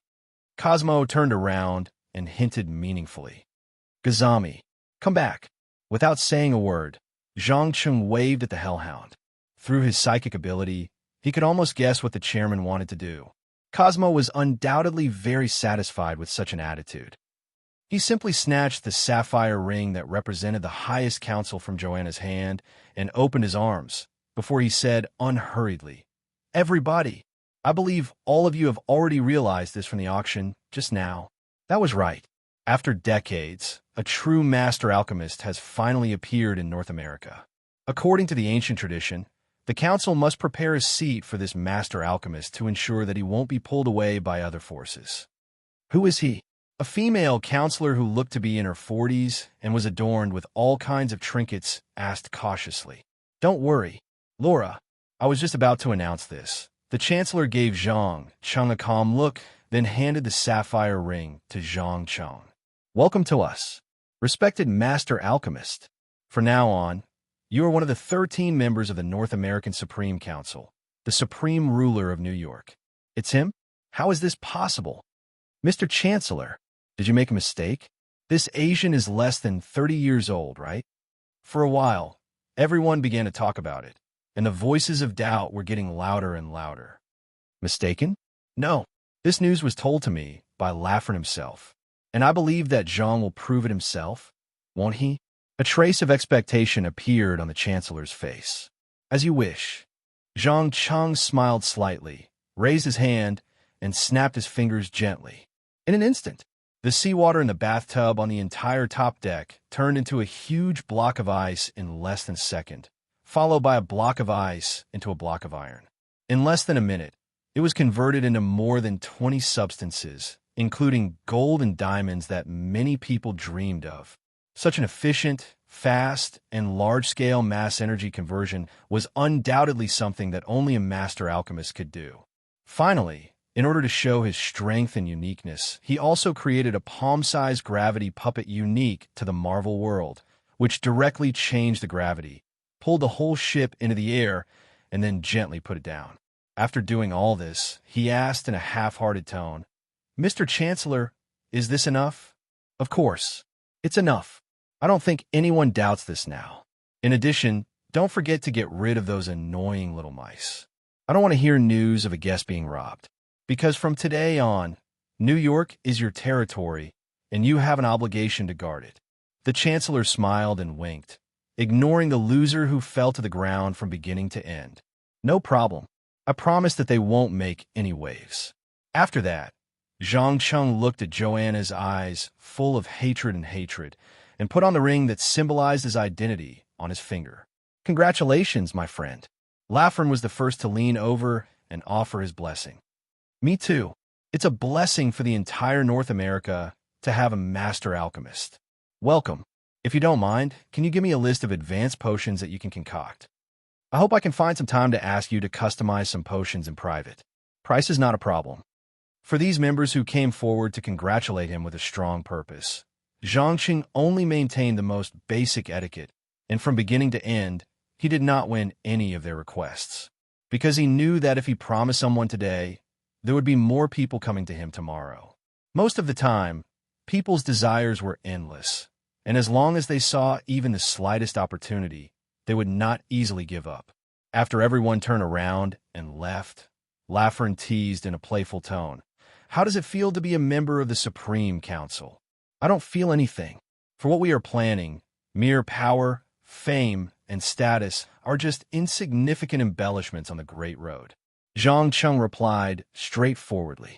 It seems that you're not confused by these low-level desires, and I'm relieved. As for the shipwreck, you must find out the truth within half a year. We don't have much time left. Also, don't worry about Joanna. Faust will deal with her personally. Please remember the domain name of this book.com, wonderful book mobile version website.com. Chapter 565. At night, New York, which was in the festive atmosphere of Christmas, was a little quiet. Many middle-class families took their children to the warmer South, such as Miami, Los Angeles, and other cities for an unforgettable holiday. Some also chose to go to the colder Alaska for skiing. In short, for this superpower that was keen to maintain a rich life through overdraft and borrowing, the annual travel relaxation was almost an essential part of many people's lives. Of course, as the saying goes, when someone is happy, there must be someone who is disappointed. At this moment, Joanna was like an abandoned old woman, struggling to walk through a dark and narrow alley in the dock area with a cane. As a loser who had been abandoned, she no longer had the face to continue staying on the cruise ship and endure the mockery from all directions. She left early through teleportation magic, planning to sort out the good things she had accumulated over the years and find a place where no one was around to spend the rest of her life in peace. As for revenge, perhaps if it was someone else, she would consider hiding in the dark to accumulate power and launch a fatal attack when the enemy was weak and take back her position. But unfortunately, the name of a master alchemist was enough to dispel all unrealistic thoughts and ideas. Because no matter if it was an ally or a subordinate who used to listen to her, no one would be stupid enough to make an enemy of a master alchemist. It was no different than courting death. Not to mention other things, just the president alone would tear anyone who dared to plot against a master alchemist into pieces. With infinite hatred and cursing towards Zhang Cheng, Joanna took a deep breath and went into an old warehouse used to store things. Just as she stepped over the threshold, and before she had time to lock the door, she suddenly smelled a strong smell of blood in the air. She immediately raised her staff and shouted, "Who is it? Who is there? Come out, or you will regret it." "Ha ha! Regret?"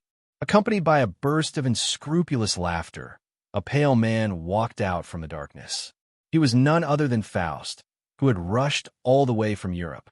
As for whether it was the real person or another clone that was split from the soul, only he knew. "Senator John, what are you doing here?"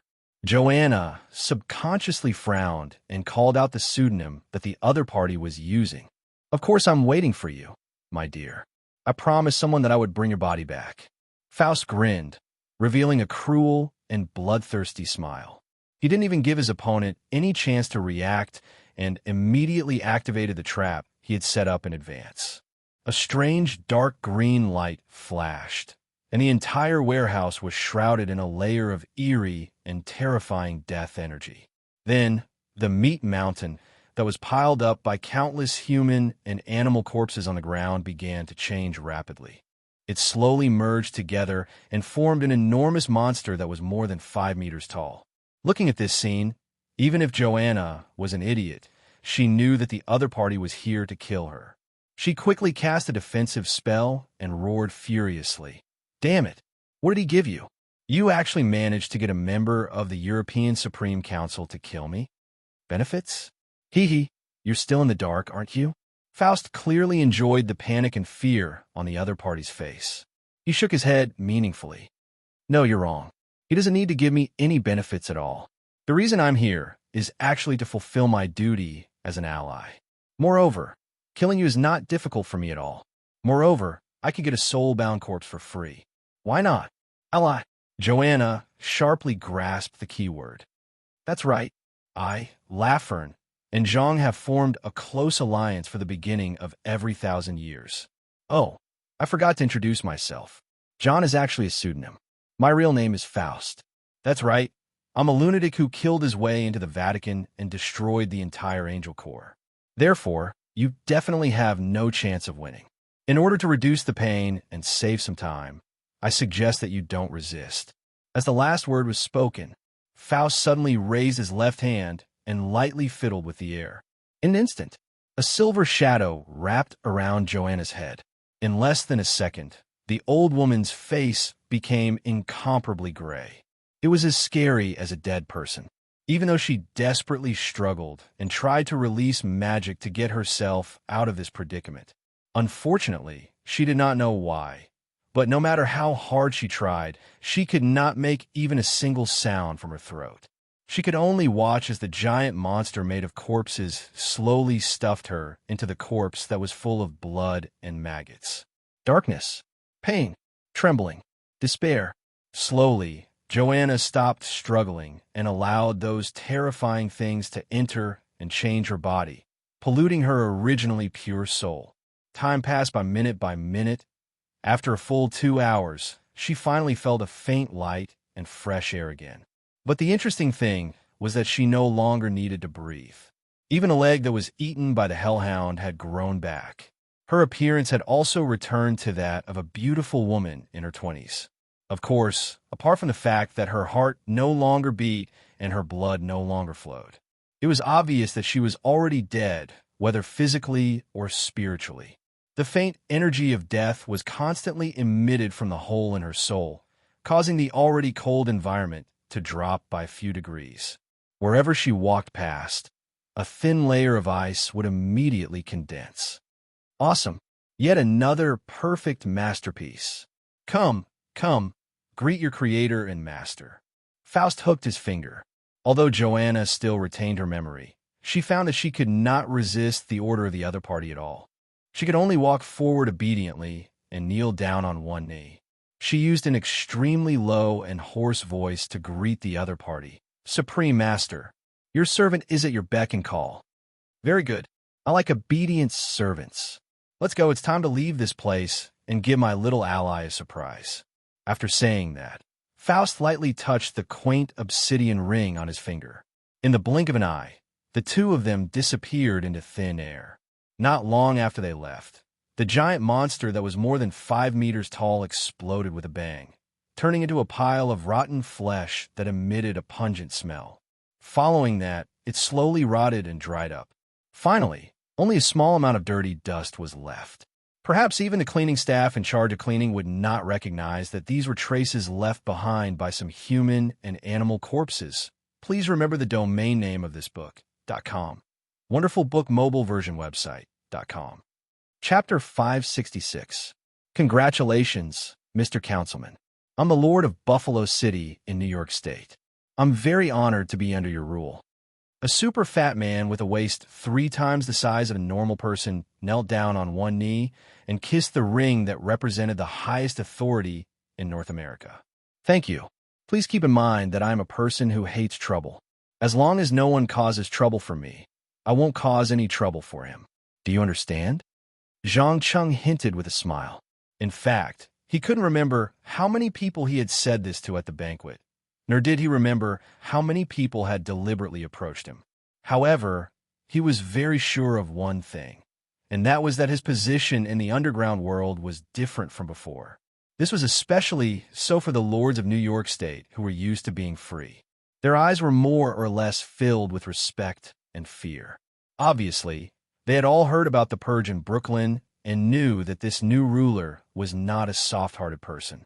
Instead, he dared to kill and turn anyone who went against his will into smelly corpses in the sewers. Therefore, they all expressed that they were willing to tuck their tails between their legs and behave themselves. Of course, only they themselves knew how much of this was true and how much was false. Just when Zhang Cheng was tired of listening to the boring flattery and was about to pull Elizabeth back to the guest room to do some healthy exercise between couples, Lafren suddenly whispered in his ear, "Go to my room. Faust brought you a small gift." "Oh, it settled so quickly?" Zhang Cheng was a little surprised. Lafren smiled and shrugged. "What do you think? Joanna isn't particularly good at fighting among the councilmen. To be more precise, compared to fighting, she's better at using the power of the Wizard Association to make some shady deals. Whether it's me or Faust, it's easy to take care of her. However, killing her will easily anger some of the powerful people in the Wizard Association." "Understood. She's like a link between the Supreme Council and the Wizard Association. At the same time, she's also a white glove that connects the big shots behind the scenes." Zhang Qing almost instantly realized why Joanna's strength was so weak that she couldn't even defeat a hellhound. Yes, however, she was useless now, and no one would be willing to stand up for her for a cold corpse. "All right, hurry up and go see Faust. I'll take care of your little girlfriend," Lafren urged in a low voice. Zhang Qing nodded slightly and turned to leave the luxurious banquet. After a while, he walked into a luxurious room near the bow of the ship.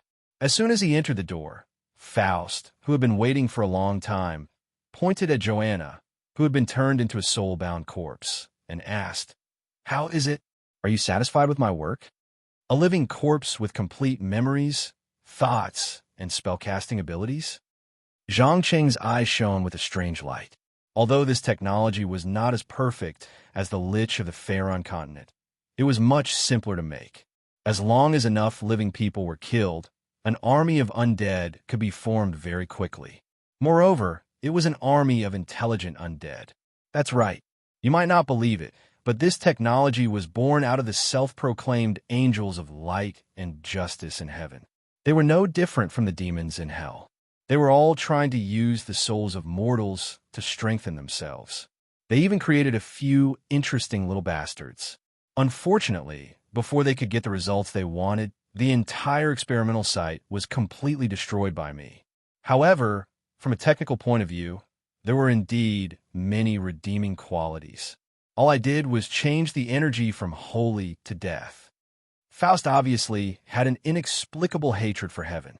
Every time he mentioned the angels and the Vatican, his face would be filled with undisguised malice. He would probably never know that whether it was heaven or hell, they were all lured by the Creator to destroy the gods of ancient times. In that earth-shattering war, not only did countless gods die, but even the most powerful demon kings and the self-proclaimed omnipotent God, Jehovah, were not spared. Otherwise, the three sides would not have reached a peace agreement that had been established for thousands of years. However, Zhang Cheng would never tell anyone this secret. He went straight to the bound spirit corpse and stretched out a finger to gently stroke its body. Soon, he praised, "Great design. Through the missing part of the soul, it continuously obtains the energy necessary for daily activities from death itself." However, the problem is that as time passes, her personality will become more and more extreme, and she will hate the living more and more. In the end, she will inevitably become a lunatic who loses her mind. Faust spread out his hands indifferently. "Don't worry, I don't plan on using it for the rest of my life. In fact, she is just cannon fodder, a chess piece used to test the strength of the enemy. Also, I want to inform you that I bought 2 dragon eggs in the first auction held this evening." "Oh, how many gold dinars did you spend?" "Not much. Wealth has long lost its meaning to me. However, dragon eggs are rare treasures." As he spoke, Faust carefully took out the 2 black eggs from the pocket he carried with him. His eyes were filled with obsession, excitement, and anticipation. "Do you need me to help you hatch them?" Zhang Cheng suggested with a faint smile. "You can hatch dragon eggs." Faust raised his eyebrows in surprise. One had to know that in order to successfully hatch these 2 priceless eggs, he had flipped through many ancient books and knowledge in advance. However, there was not a single word that mentioned the conditions required to hatch dragon eggs. Just treat it as after-sales service. Zhang Cheng chuckled as he stretched out his finger and gently stroked the eggshell. Instantly, the originally calm dragon eggs suddenly began to make slight sounds and vibrations. Immediately after, in a short span of 10 seconds, fine cracks began to appear on the shell that was covered in black scales. Slowly, the 2 wrinkled baby dragons used their mouths to pry open the shell and struggled to crawl out from inside, letting out soft cries. Although they had not opened their eyes, they already had sharp claws and teeth. They began to gnaw on the eggshell that was rich in calcium and some other elements to strengthen themselves. "Oh, death above! Look at these 2 little cuties. So healthy, so strong. What should I feed them?" Faust waved his arms excitedly. There were a few times when he wanted to grab the baby dragons, but he was afraid that he would accidentally hurt the 2 little ones. In the end, he chose to give up at the last moment. "Give them blood. It would be best if it was the hot blood flowing in a living being's body. The baby dragons will open their eyes under the nourishment of fresh blood in 2 to 3 days at the most. When that time comes, all you have to do is prepare enough meat. In the first few months, their appetite will be very strong and their growth will be exceptionally fast. However, please be careful. Black dragons are not dragons that can be easily tamed. Only absolute power can make them temporarily lower their proud heads. Please remember the domain name of this book.com, wonderful book mobile version website.com. Chapter 567. There was no doubt that the successful hatching of the black baby dragon was like a bomb thrown into a calm lake, instantly setting off monstrous waves. Not only did it cause a new round of frenzied pursuit of dragon eggs at the auction, it also made Zhang Cheng the only expert in the world who had the right to speak on the hatching and raising of baby dragons. In less than 2 days, he had exchanged a variety of interesting ancient books and notes from many people with his skill.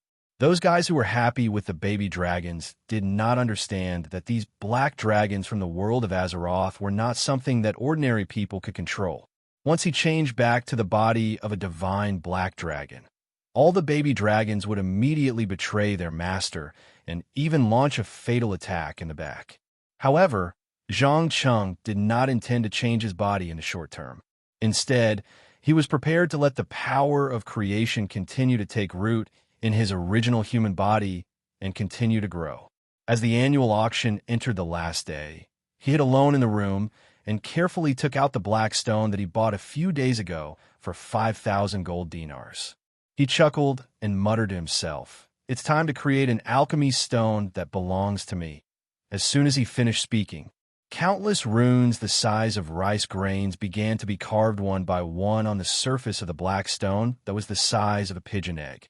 Every time a rune was successfully carved, the stone would flash with a strange brilliance and emit a strong magical aura from the inside out.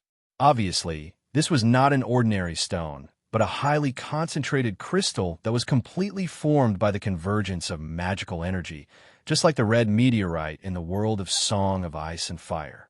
What he wanted to do was to simulate the Big Bang and use the last small piece of red meteorite in the pocket watch that was originally used to enhance the power of elemental magic to detonate the black crystal from the inside, so that it would form a stable celestial body shape to ensure that any transformations that could pass through it would not cause huge losses, and it could also be amplified with the power of creation. Of course, it was not easy to do this. First of all, the first challenge was how to keep hundreds of millions of tiny particles firmly gathered at a gravitational point after the explosion. Fortunately, in the world of the Marvel Universe, he came into contact with a very important substance and a device that could control this substance, and that was gravity. Secondly, the second problem was how to prevent a large number of crystals from being exhausted in the process of energy release during the explosion. In this regard, thousands of control and compression runes were needed to solve this problem. Finally, and also the most difficult point, after the explosion, all the energy and tiny particles produced had to be retraced, or the alchemy stone would become a huge spherical celestial body that could not be carried around. Fortunately, Zhang Cheng had mastered all the necessary technology and knowledge. After about 4 hours, all the preparation work was done. He cut his finger and dripped a drop of bright red blood. Instantly, the red meteorite in the center of the black stone began to emit a dazzling red light. The next second, boom, a heart-palpitating energy was released, rapidly engulfing all the furnishings and displays in the room. Even the hardwood furniture was reduced to dust in the blink of an eye. But just as the shock wave from the explosion expanded to its limit, the flashing white light in the center suddenly turned into a black, forcibly pulling the flying dust and particles back to the state they were in at the moment of the explosion. I did it. Looking at the strange, spinning alchemy stone in his hand, a satisfied smile appeared on Zhang Cheng's face. Because this thing could not only greatly improve his alchemy ability, but it was also a reflection of his own knowledge and technology to a certain extent. There was no hesitation. He directly replaced Miles's alchemy stone with his own and began to try to transform the substance. Because every alchemist had a different understanding of the world, the alchemy stones also had various subtle differences, so he needed a little time to adapt and get the feeling of being able to do it smoothly. But before he could fiddle with it for long, Lafern pushed the door open and barged in. He asked with a look of surprise, "What did you just do? Why did you make such a mess in the house?" "Nothing. I made my own alchemy stone." "How is it? Isn't it spectacular?"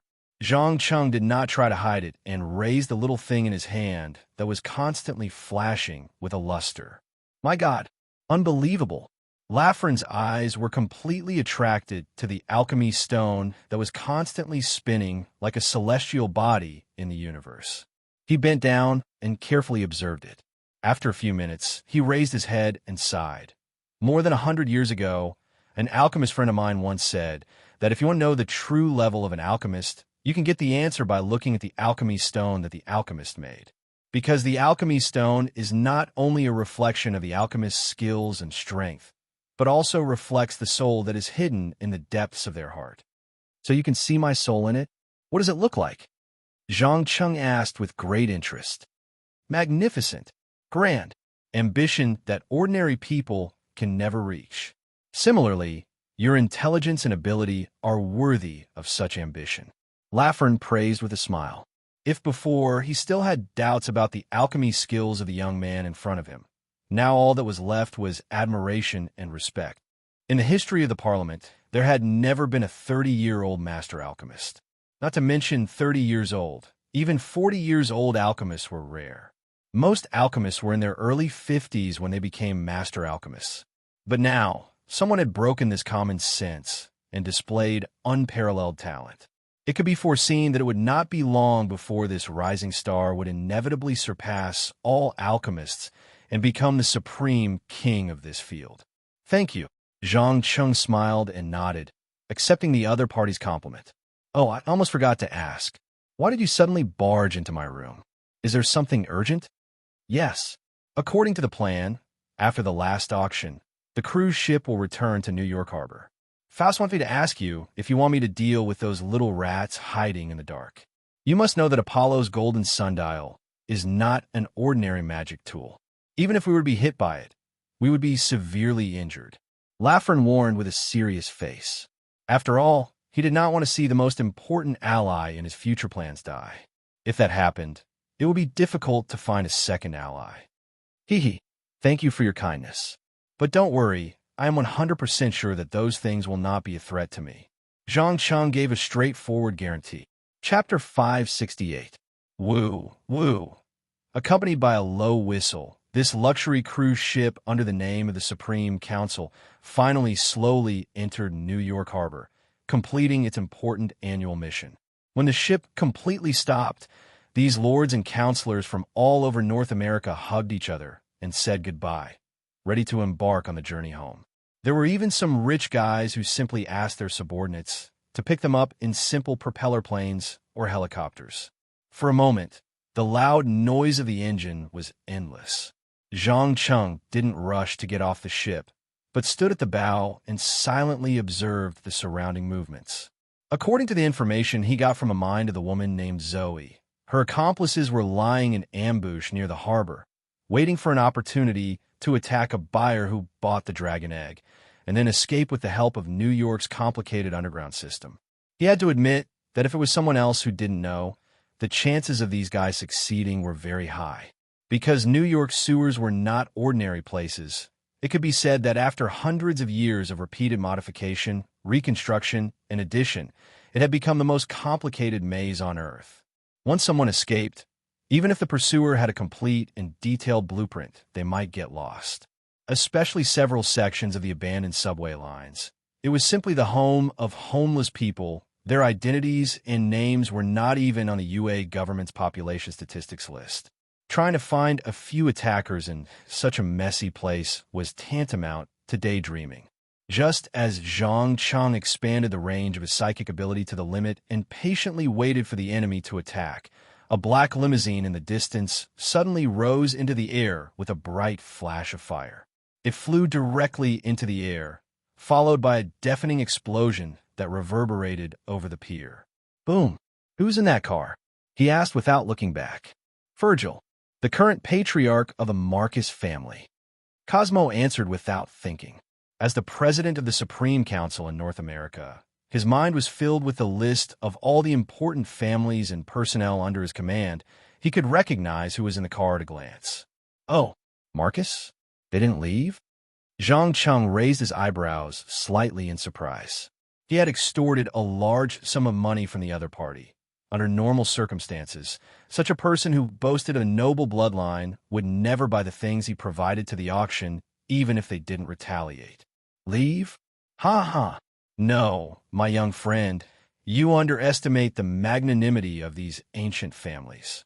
Not only did Virgil not leave, he even spent a fortune to buy a dragon egg.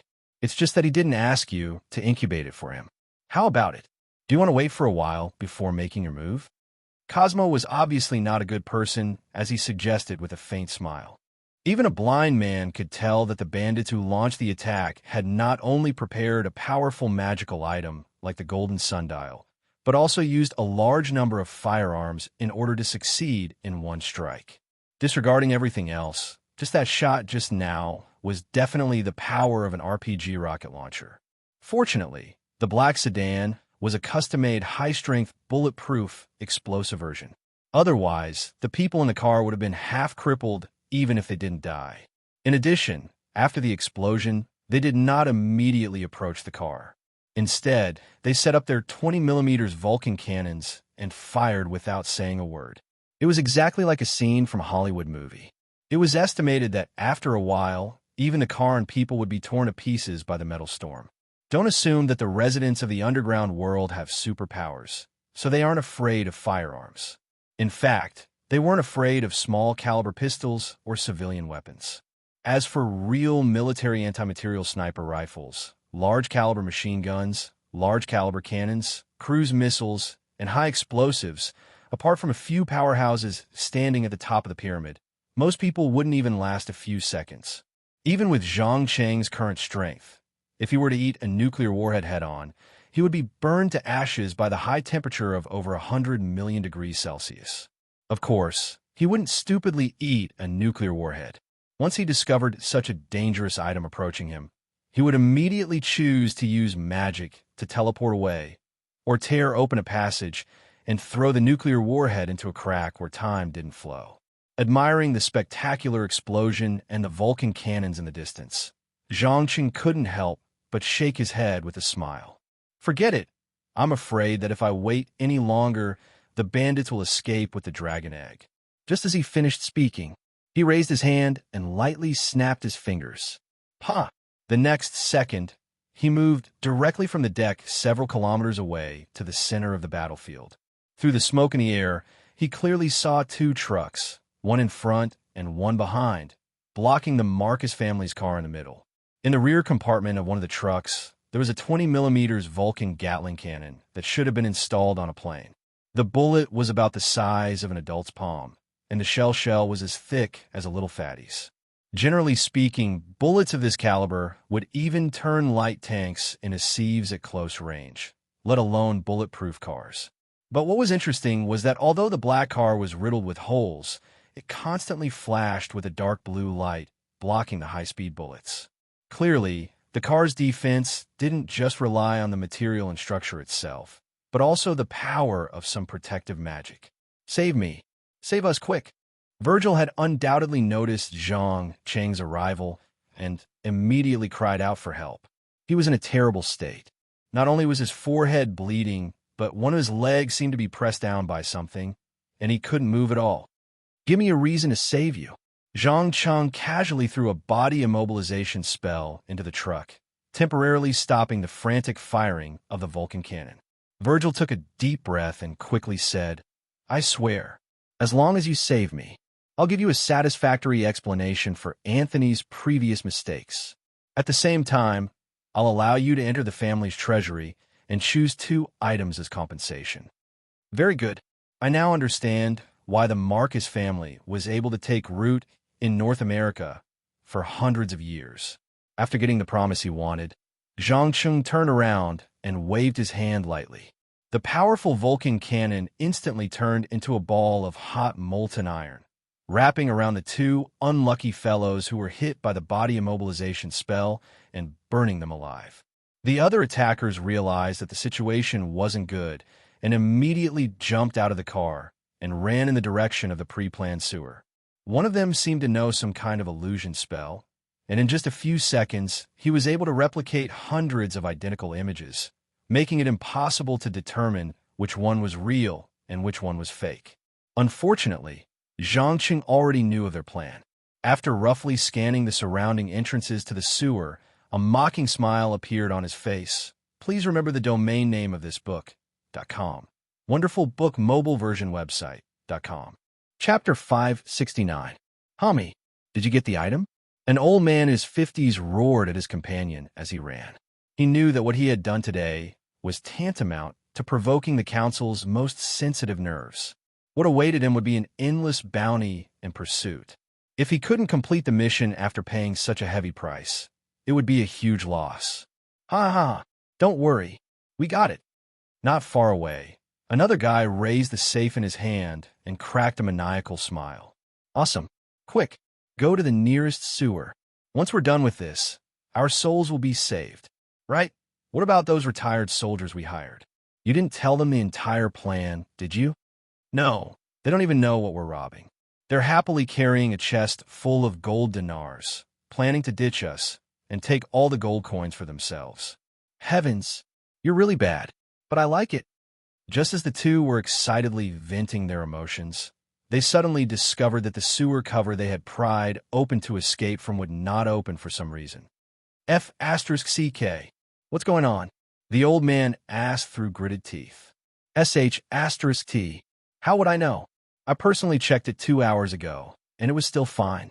The middle-aged man could not help but curse in a low voice.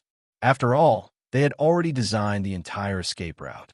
If this cover could not be opened, they would most likely get lost in the maze-like sewers of New York.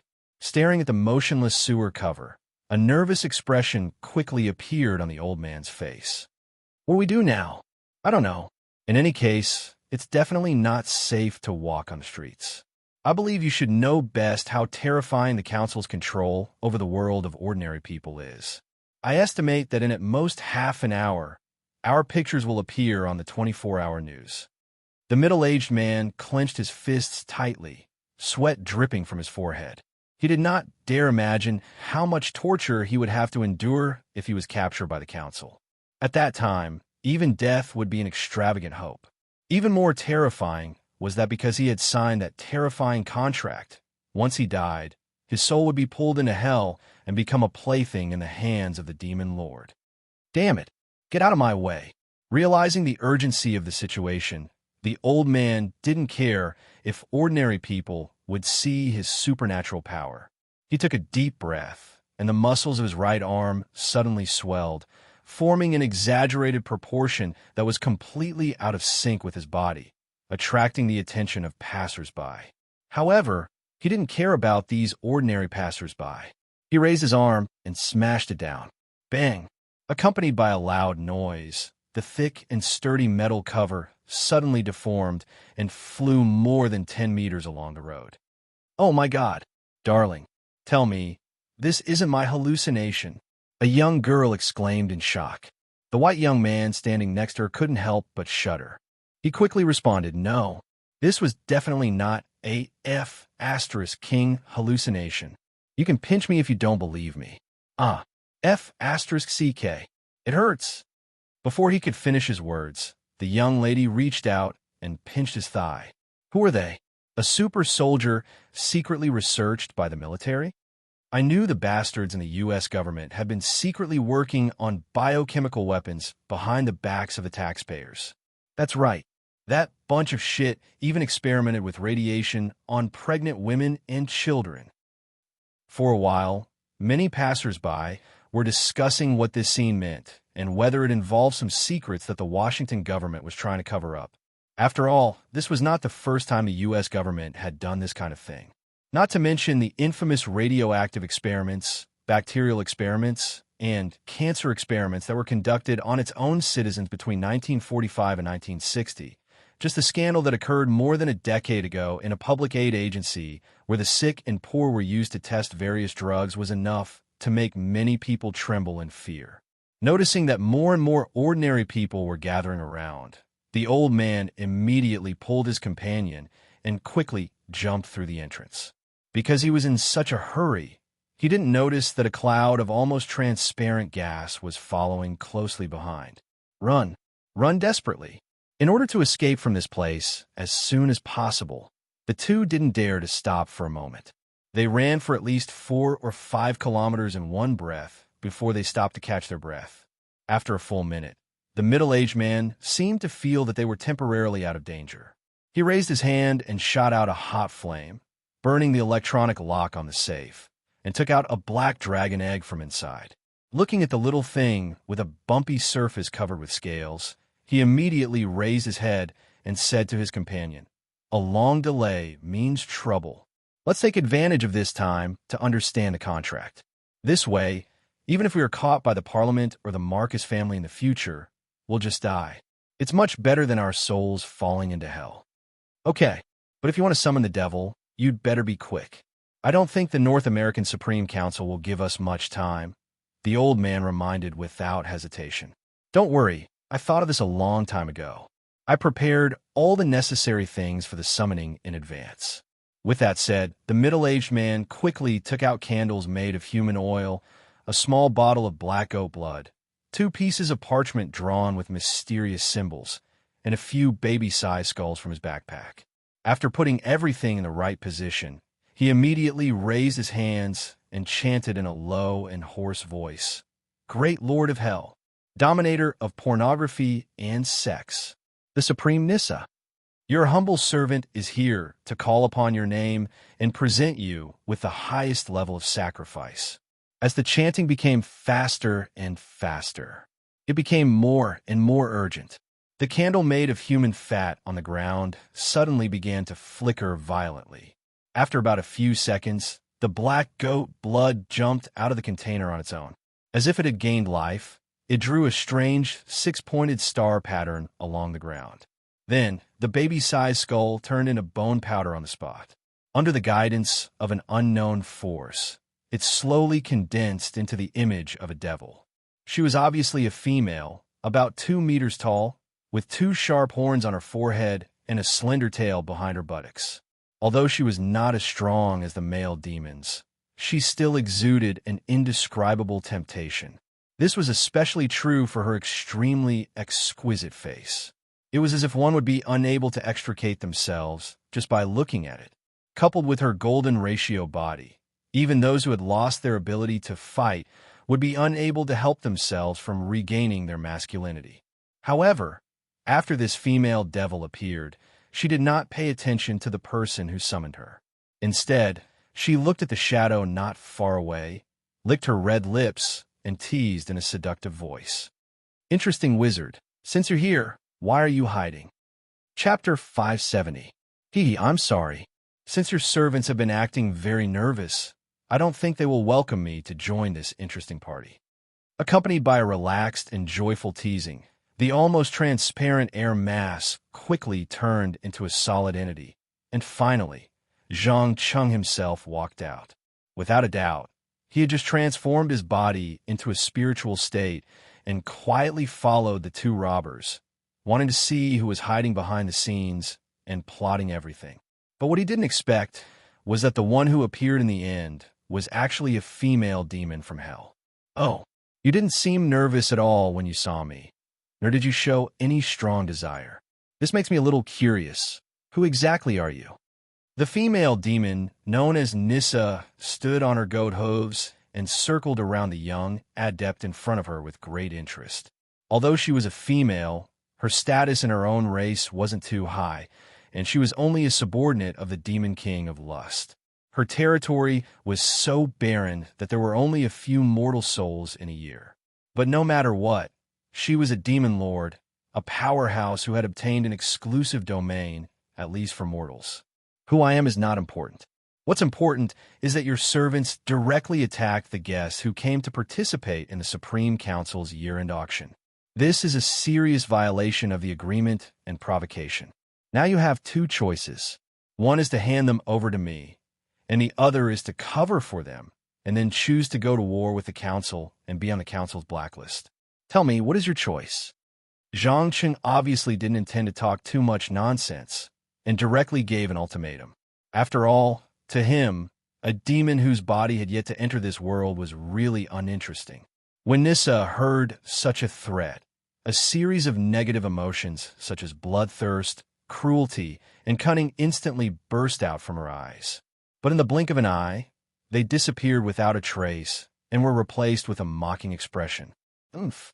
It seems that you seem to have a certain status in the council." "That's right. Believe me, my status in the council is far beyond your imagination. Oh, by the way, that woman who claimed to be Saroma's descendant has been chopped into small pieces and fed to the dogs by me." After saying that, Zhang Cheng glanced at the other 2 people's reactions from the corner of his eye. Just as he had expected, the 2 of them couldn't help but shiver when they heard about Zoe's fate, and their faces turned pale. "Huh, what kind of descendant is she? At best, he's just an idiot who was hypnotized by magic." So what if he's dead? He's just a pawn that can be discarded at any time. Nissa shrugged nonchalantly and stepped forward. She ran her fingers across her chest and whispered, "Why don't we make a deal?" "A deal? What kind of deal? To be precise, what are you going to use as a bargaining chip to seal my mouth?" Zhang Qing asked with a faint smile. "It's simple. If you pretend that this never happened, I will generously bestow you with forbidden knowledge and power, a real demonic book of hell." Nissa took out a thick parchment book from somewhere. Just like its name, the book emitted an aura of desire, depravity, and decay from the inside out. If it were an ordinary person, it would be difficult for them to detect the weak connection between the book and the female demon. However, in Zhang Qing's eyes, this connection was as obvious as the noon sun. He didn't even take the so-called demonic book and directly rejected it. "I'm sorry, but your method is too low level. It's so low level that I feel like my intelligence has been severely insulted. You know, you're not the first person who tried to corrupt my soul, and you won't be the last. However, it's the first time you've used something so crude. Shoddy, lowly mortal, it seems like I should teach you a lesson. I'll let you know how powerful the Lord of Hell is." Nissa roared angrily. As for whether she was angry because her scheme was exposed on the spot, or because a human called her creation crude, it was unknown. Powerful? No, poor demon. With your weak strength, you can't sense the huge gap between us, right? It doesn't matter. I'm in a good mood today, so I'll let you see what a real demonic book is. As the last word left his mouth, Zhang Qing took out the demonic book of control that he had obtained from the abyssal lord of the Burning Legion from his magic pouch. The moment the book was flipped open, an indescribable power of evil, chaos, filth, madness, and destruction spread in all directions. The two unlucky bastards who attacked the Marcus family's convoy didn't even last a second. They immediately knelt down and started chanting the praises of the Burning Legion in their minds in the demonic language. In front of the Legion that had destroyed countless worlds, they were like lowly ants. They didn't have the slightest ability to resist and were brainwashed to become the servants of the demons on the spot. "Damn it, you! Where did you get such a terrifying thing?" Nissa's voice trembled. She couldn't help but tremble. Ever since that earth-shattering war in ancient times, the number of demon kings in hell who had the ability to create something of this level could be counted on one hand. Each of them ruled over a large number of demon armies. "Do you see it? This is a real demonic book. Even it couldn't corrupt my will and soul. What do you think is the possibility of your laughable and clumsy creation succeeding?" Zhang Qing shrugged his shoulders with a careless smile. Feeling the powerful power of the demonic book of control, Nissa's expression was extremely complicated. There was awe and fear, as well as anger and unwillingness. After hesitating for about 2 to 3 minutes, she suddenly turned around and rushed to the dragon egg that had fallen on the ground. She tried to snatch it back to her territory and carefully nurture it. But the moment the female demon's hands came into contact with the dragon egg, wrong choice. Those who don't know how to restrain their greed will eventually die one day. The corners of Zhang Qing's mouth curled up slightly as he raised his hand and snapped his fingers. Asterisk pa. Asterisk when the crisp sound echoed in the sewers. Nissa was surprised to find that she couldn't pass through the small crack that had just been torn open to return to hell. She asked in shock and anger, "Bastard, what did you do?" "Nothing much. I just temporarily froze the surrounding space. All teleportation spells are now ineffective in this area. All right, let's stop chatting. In order to save both of our precious time, I think it's better to expel you as soon as possible. Also, congratulations on being on the Council's blacklist. In the next few hundred years, your followers in the human world will suffer the harshest attacks. You can forget about applying to descend in your true form." "No, you can't do that. Stop. Stop. We can talk. I'm willing to sign a real demon contract. Please remember the domain name of this book, .com, wonderful book mobile version website, .com. Chapter 571. Ah, damn it, damn it, damn it. A mere mortal. How dare he? In a relatively desolate castle in Bator, the lord of this land, Nisa's hysterical roar could be heard. The imps that were in the process of driving away mortal souls subconsciously shrunk their necks, afraid that the enraged mistress would notice them and tear them to shreds, turning them into pitiful punching bags. In this world that was considered evil, filthy, and filled with violence and abuse, there was no such thing as law or ethics. As long as one was strong enough, they could do anything they wanted. Just as everyone in the castle was trembling in fear, a tall and handsome male demon walked in from the door. He grabbed the imp guarding the door and asked, "Tell me, what happened? Why did Nisa suddenly become angry?" "Lord Boron, Mistress." Mistress seemed to have been summoned to the human world by a follower. She was about to complete an important transaction, but she was forcefully expelled by a human magus. In the end, she didn't get anything. The imp turned his head and glanced at the bedroom above the castle with a fearful gaze, his entire body trembling uncontrollably. Oh, she was expelled.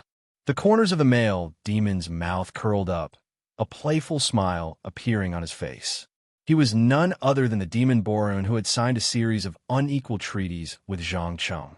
However, after personally witnessing that apocalyptic battle, he had silently returned to Bator and concealed himself, intending to come out after the storm had passed. But who would have thought that he would actually find a female demon lord whose strength was on par with his in this remote and desolate place? Moreover, the two of them hit it off like dry firewood and slowly mixed together. Of course, from a certain point of view, Boron was equivalent to a gigolo who lived off a woman. He used his abnormally strong lower body to satisfy her thirsty desires in exchange for the right to freely enter and leave this territory. However, this relationship wouldn't last for too long. Once the time was right, he would kill her and take her place. In any case, for demons, things like taking sex without mercy happened every day. When other demon lords heard of this, not only would they not despise him, they would even praise his intelligence and methods. Nothing could arouse the interest of great fiends or demon kings more than a successful betrayal. Baluin walked through the dim corridor and came to the female demon's room with great ambition. He bent down and bowed elegantly. "It's my great honor to see your peerless beauty again. Dear Lord Nisa, please tell me, who is it that angered you? I guarantee that I will make him pay an incomparably painful price." "Price? Save your flowery words. Come on, satisfy me. Right now, I need to use lust to calm the anger in my heart." Nissa raised her left leg and used her hoof to gently rub against his chest. "No, please believe me this time. Tell me, who is the sorcerer who banished you from the human world?" While allowing the horse's hooves to roam around his body, Boron continued to test the horse without batting an eyelid. Seeing that her lover was unmoved, the female demon rolled her eyes in annoyance. "How would I know who he is? I only know that he is a young Easterner, and his status in the North American Council is not low. At least he is qualified to participate in the annual auction held on a New York cruise ship." "New York? Easterner?" Boron instantly grasped a few key words, and the young face that had trampled him under his feet in the fragment world quickly appeared in his mind. "Why do you know him?" Nissa undoubtedly noticed her lover's strange reaction and asked with some uncertainty. "He, of course, how could I not know him? He not only successfully banished me once this year, but also wantonly killed my believers in the human world. Perhaps we can join hands and teach him an unforgettable lesson." When he said these words, Boron's pale yellow eyes flashed with a sinister and cunning light. As the saying went, every demon was a master liar, especially the smartest among them, who would use the truth to construct a huge lie. Needless to say, he wanted to borrow Zhang Cheng's hand to greatly weaken the power of the female demon lord. "Tell me who he is first. Then tell me your plan. I'm very interested in this." Nissa's dark red pupils also revealed a gloomy coldness that was not easily noticed by outsiders. Clearly, these two demons had sensed that the other party was trying to harm them, but neither of them was willing to point it out. They planned to continue this game until one of them completely lost. At the same time, Zhang Cheng, who was far away in New York, had already handed over the two reckless attackers to the Marcus family to deal with. He stood in the sun and fiddled with a half-golden sundial in his hand. He had to say that after a simple test, the power of this thing was indeed a bit beyond his expectations. Not to mention the interesting, mysterious symbols engraved on the surface. Just the ability to gather and emit sunlight was very amazing, almost surpassing any laser weapon of the world's military powers. It could instantly melt a hole as thick as 3 fingers and 1 meter deep in the ground after 1 second of charging. And the longer the charging time, the power would increase exponentially. The maximum upper limit was estimated to be able to directly clean up the satellites in the outer orbital space of the atmosphere. Of course, if it was used against a human without any protection, it would basically die in an instant. Similarly, the disadvantage was very obvious. It was very easy to be refracted or even reflected by the extremely smooth surface of the mirror. Perhaps it was difficult for ordinary people to find such an industrial-grade mirror, but in the underground world, many people who had supernatural powers could create near-flawless mirrors through magic. Therefore, if the opponent predicted the attack in advance, the result would inevitably be disastrous. But if this thing was used to charge the magic crystals, it could shorten the charging time from 12 hours to 2 hours. It must be known that this was only half a golden sundial. Once the 2 pieces were combined into one, the power would at least double. Just as Zhang Cheng was inwardly sighing at the great power of the Olympian gods, a luxurious old car suddenly stopped beside him. An old man in a black tuxedo came down and took the initiative to open the door and explain, "Respected Mr. Councilman, please get in the car. The Marcus family is ready to fulfill its promise." "Oh, that's fast." Zhang Cheng raised his eyebrows in surprise. After all, not long ago, he saw with his own eyes Virgil and a few people around him being carried into an ambulance and sent to the hospital. Normally, with such an injury, excluding magical treatment, it would take at least 1 or 2 months to recuperate before they could get out of bed. Please remember the domain name of this book. Mobile version of reading website. Chapter 572. Of course. In any case, we are one of the oldest families rooted in this continent, and we are also the founders of the North American Supreme Council. Although we have declined a lot in the past 50 years, the heritage accumulated over hundreds of years is still there. The old man in a tuxedo was obviously the kind of legendary hereditary butler. While driving this old car that could probably be placed in a museum as a cultural relic, he proudly introduced the glorious history of the Marcus family. But unfortunately, Zhang Cheng was not interested in this at all. Instead, he focused his attention on the old car itself. Because this car was not an ordinary old car, but a magic car with constant invisibility, ultra-high-speed movement, spiritualization, or nothingness and other spells. In less than 5 minutes, it drove out of New York with 2 people and shuttled on the interstate highway at a speed that was indistinguishable to the naked eye. Once it encountered an obstacle, the whole car would instantly turn into a phantom and pass through the middle, including the people in the car. Although for Zhang Cheng's magic knowledge and technology, it was not difficult to make such a car. But if he wanted to modify the basis of the finished product without destroying its internal structure and power transmission system, it would be difficult even for him to do it. After all, this not only involved magic, but also a series of scientific knowledge, such as machinery, transmission, internal combustion engines, and so on. Only the perfect combination of technology and magic could allow the vehicle under his feet to unleash such incredible power. Very interesting. After repeatedly scanning the internal structure of the car, he finally gave a relatively high evaluation. At the same time, he was more eager to launch the satellite into the sky as soon as possible so that he could start the artificial intelligence program installed in the USB drive. If he encountered a similar situation again, he would shout like Iron Man Tony Stark and leave the rest to the artificial intelligence. In fact, although Zhang Cheng copied the memory of Iron Man Tony Stark in the Marvel world, he could not really use it as freely as the other party. Many times, he needed an entry point that he could understand. What's more, he was also looking forward to it.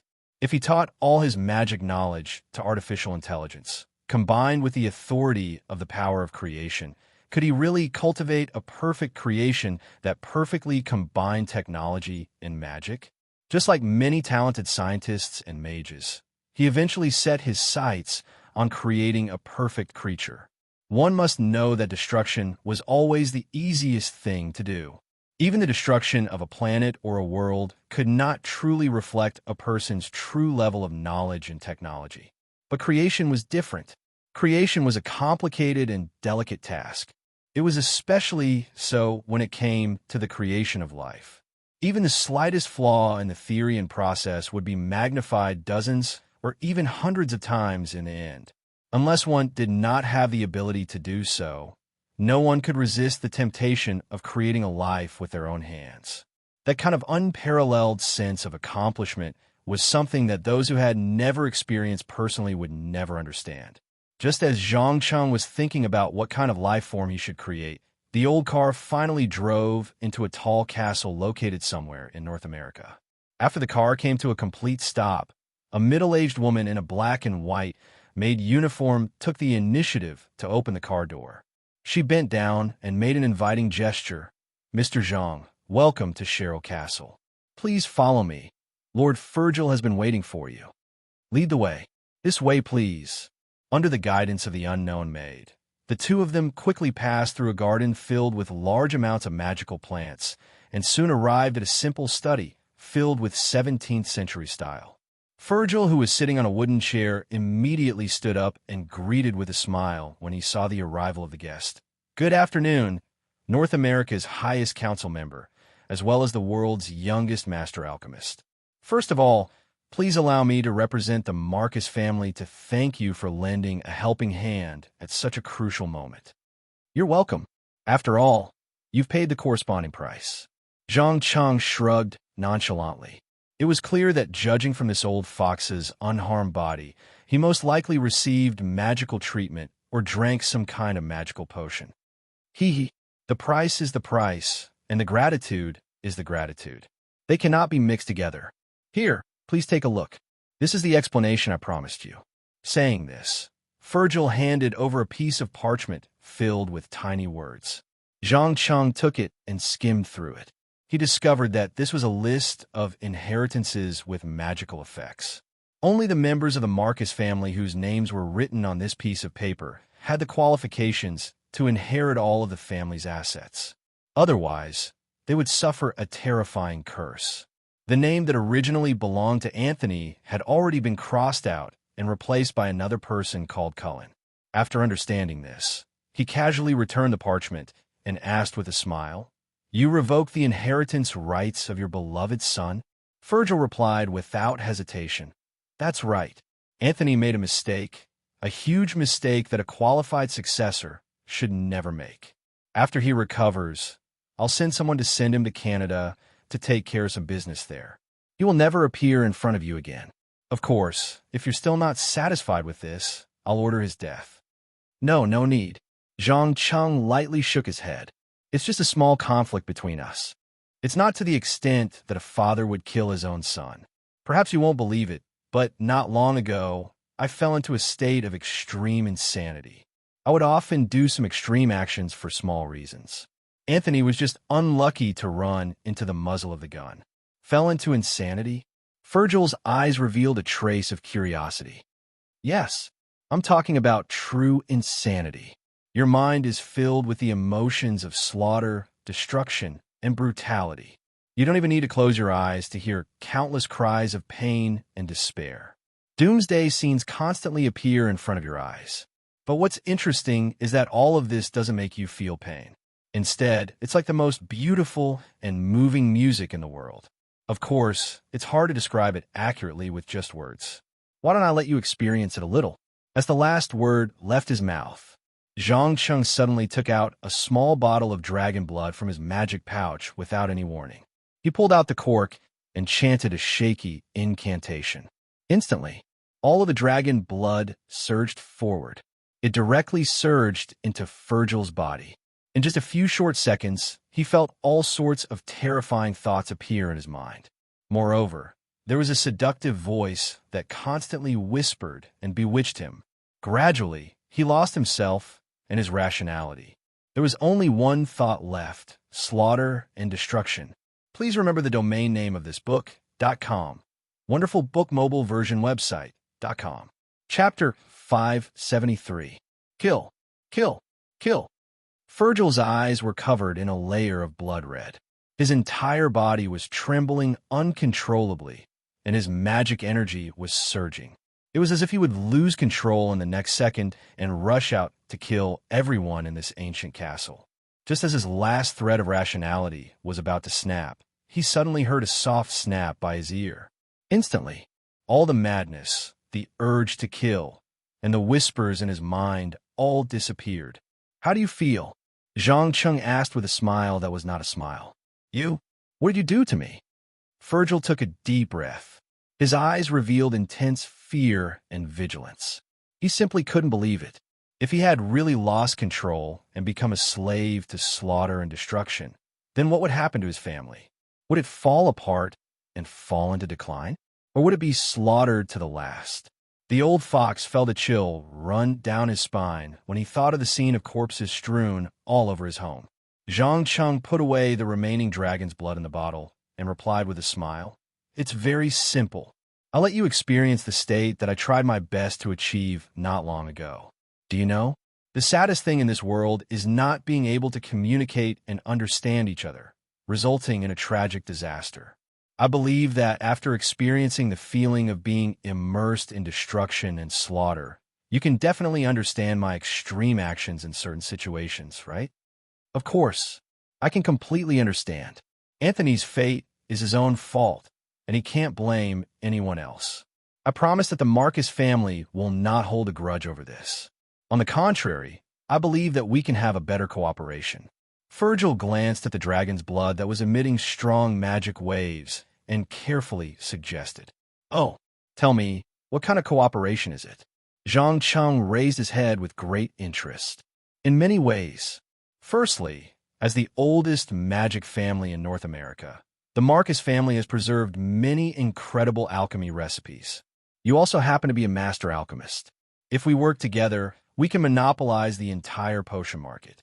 Secondly, as a new member of the highest council, you must be in need of trustworthy and capable helpers. The Marcus family can provide a list for you to choose from. Finally, and most importantly, you have power, and the Marcus family has influence. Once we work together, in less than a decade, the position of chairman of the Supreme Council will definitely belong to you. Think about it. By then, you'll be the supreme king of the North American continent. Whether it's the underground world or the world of ordinary people, they'll all submit to you." Virgil's tone was provocative. It could be seen that he was sincere in his desire for cooperation. At the same time, he did not mind sacrificing his son in exchange for a more glorious future for the family. That sounds interesting. But the question is, what price do I have to pay? As a person who had lived in an environment full of conspiracies for a long time, Zhang Cheng did not believe that there was a free lunch in the world. This was especially true for an ancient family that prioritized benefits above all else. Every decision and choice had a strong motive and purpose behind it. "No, you don't have to pay the price. It's us who have to pay the price. The only thing you have to do is to protect the Marcus family for 10 years after my death and ensure that my other son, Cullen, can smoothly take over everything." Virgil calmly stated his conditions. He was very clear that his life was coming to an end and was afraid that something would happen when the power was transferred. But if there was a master alchemist behind him, those who were ready to make a move in the dark would not dare to act rashly. "Sure." Zhang Cheng hesitated for a moment and immediately nodded in agreement. Anyway, for him, this was a piece of cake, and he could also exchange it for many interesting alchemy recipes. It was definitely a profitable deal. In addition, he was also quite interested in the knowledge and technology preserved by this ancient family. He might even be able to get some inspiration from it. Virgil, who got a positive answer, instantly heaved a sigh of relief. He placed one hand on his chest and bowed slightly. "Thank you very much. I swear, you won't regret the decision you've made. Now, please come with me. I'll take you to visit the family's treasury and pick 2 magic items on the way." After saying that, He turned around and put his hand in the mouth of a monster statue. The next second, asterisk rumble. Asterisk, one of the walls in the study trembled violently and slowly sank into the ground, revealing a narrow tunnel that led underground. The two of them went in one after the other and walked for about 7 to 8 minutes before finally arriving at a huge underground storage room. There were all sorts of strange items on the ancient stone platform and table on both sides. There were armors and weapons of medieval knights, as well as human organs preserved in glass bottles. There were thousands of items altogether. A few of them emitted a strong magical light that was so strong that it was blinding to the eyes. How magnificent! I believe it must have taken a lot of time and effort to collect so many magic items. Zhang Cheng sighed as he picked up a pair of gloves that were sewn from an unknown animal's skin. Through the spell identification, he knew that this item was made from dragon skin. Its function was to give the wearer a certain degree of fire resistance and strength comparable to that of a giant's. Even in the Pharaon continent, where magic items were relatively abundant, this item was worth at least tens of thousands of gold coins. It was definitely a piece of high-level magic equipment. Yes, every item here is the result of the efforts of generations of masters. I originally thought that I would not have the chance to add another item to this treasure room, but now I can proudly say that the treasure I collected is the most valuable in this room. As he said the last word, Virgil opened the safe in his hands and took out the uneven dragon egg. His aged face was filled with infatuation and pride. "Do you need me to help you hatch it?" Zhang Cheng pretended to ask casually. "Of course. Please do help." Virgil bowed deeply. He took out the dragon egg at this time because he wanted to use the harmonious atmosphere to let the young man hatch it. "You're welcome. Just like what I said to all the successful bidders for the dragon egg, this is an after-sales service." A hint of mockery flashed across Zhang Cheng's eyes. He extended his finger and lightly tapped on the eggshell. In less than a minute, the young dragon broke out of the shell and crawled out while trembling. It let out a piercing cry. "Oh my God! It's so beautiful. Do I need to give it a name?" Virgil was obviously attracted to the young dragon's body. Even his voice started to tremble. No need. It's a pure-blooded black dragon. It has its own name from the moment it was born. When it grows a little older and learns to speak the human language, it will tell you personally. Of course, if you're not afraid of the trouble, you can give it a temporary name and call it. Please remember the domain name of this book. Mobile reading website. Chapter 574. Just as the saying goes, humans are strange creatures. There are many things that you don't think much of when you have them, but once you lose them, you will cherish them so much that you will wish you were dead. Emotions were like that. Dragons were like that too. According to the records of the Parliament, there were thousands of dragons of various colors in the world 2,500 years ago. However, after only 500 years or so, the powerful adepts joined forces and began a frenzied hunt and enslave. Thus, these powerful creatures were forced to walk towards their inevitable demise.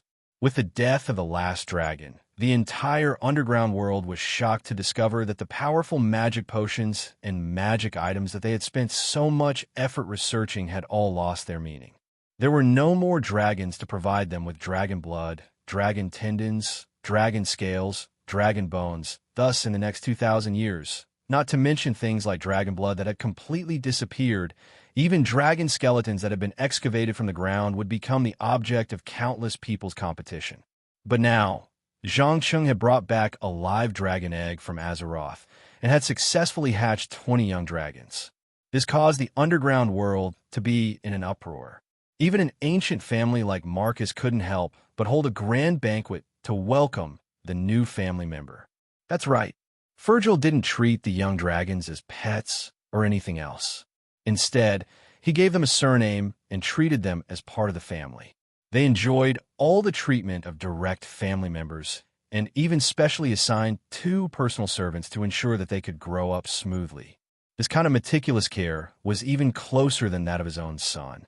But what was interesting was that as the successor, Cullen, not only did he not show any jealousy, he even gladly accepted his father's arrangements. This handsome and melancholy man even tried to chat with Zhang Cheng at the banquet, trying to get closer to him. His conversation was humorous and witty, giving others an indescribable sense of ease. He was the complete opposite of his brother, Anthony, who always thought that he was better than others. Because of the huge gains he had obtained from the treasure room not too long ago, Zhang Cheng didn't appear to be cold and indifferent. In the end, the two of them talked about a wider range of topics, and in the end, they talked about a topic that men couldn't avoid: women. My dear friend, in my opinion, the women in this world can be roughly categorized into two types. One type was those who truly loved you, while the other was those who were attracted to your wealth, power, and status. I am willing to seek pleasure with the latter, but if I want to marry a wife who will accompany me for life, the former is better. Cullen raised his goblet and took a sip of the dark red wine as he shared his views on women. Zhang Cheng shook his head and retorted with a smile, "Love? Do such feelings exist between men and women? No, in fact, the so-called love doesn't exist. It's just a desire to reproduce that's deeply rooted in your genes." Since the beginning of human society, the standards for women to choose men had changed with the changes of time. But one thing had never changed, and that was to give himself and his future children better living conditions. In the early tribal times, women chose men based on their strength. Generally speaking, only men who had hunted the most were qualified to be favored, because this meant that their children would be stronger and they would be able to obtain more food and not go hungry. With the advancement of productivity, humans soon entered the era of slavery and feudalism. At this time, pure strength was no longer the first standard for women to choose men, but was replaced by bloodline and class. This was because only when they married slave masters or nobles would they receive the best care, and their children would be born with a superior social status and resources. As for the current era of capitalism, money had gradually become the only standard in people's eyes to measure the control of social resources, so it was not surprising that a large number of gold diggers emerged.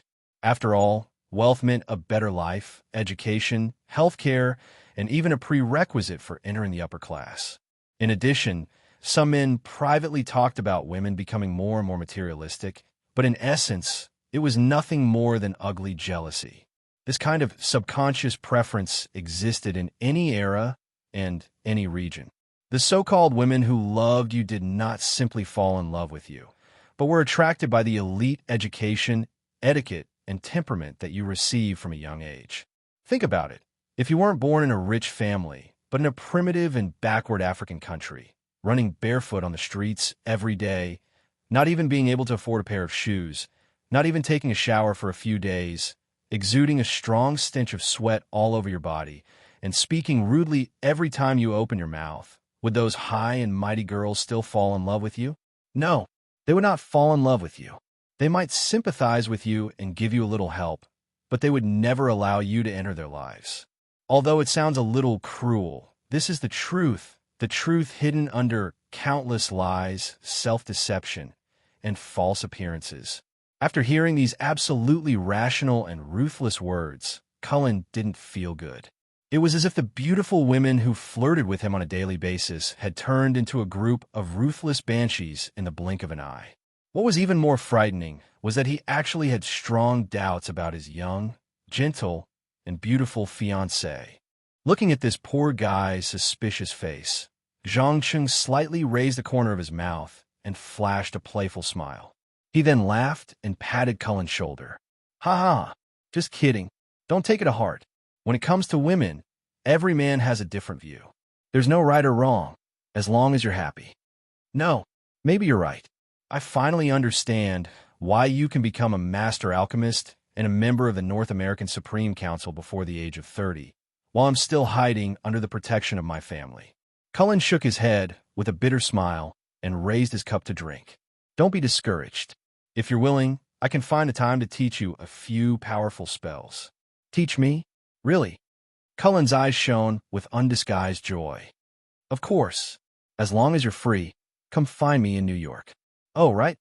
Remember to keep it secret. Don't tell a third person." After saying that, Zhang Cheng blinked and turned to walk toward Fergal. It was obvious that he enjoyed the feeling of influencing, manipulating, and playing with other people's hearts through suggestion. Poor Cullen still didn't know that a small crack had appeared in his values in just a few short sentences. It wouldn't be long before this crack would become bigger and bigger until it finally collapsed. When that time came, chaos and pain would plague him until he completely fell into the dark abyss. Many times, breaking a person's psychological defense didn't require finding the weakest point. Instead, it was easier to achieve the goal through the subtle influence of values. Please remember the domain name of this book. Mobile reading website. Chapter 575. The Marcus family's celebration lasted for an entire day. When Zhang Cheng returned to the Long Island villa, it was already the afternoon of the next day. When he opened the door and walked into the living room to give his girlfriend a small surprise, he was surprised to find Elizabeth sitting with a middle-aged man who looked to be in his early 40s. On the table between the two, there were more than 20 color photos.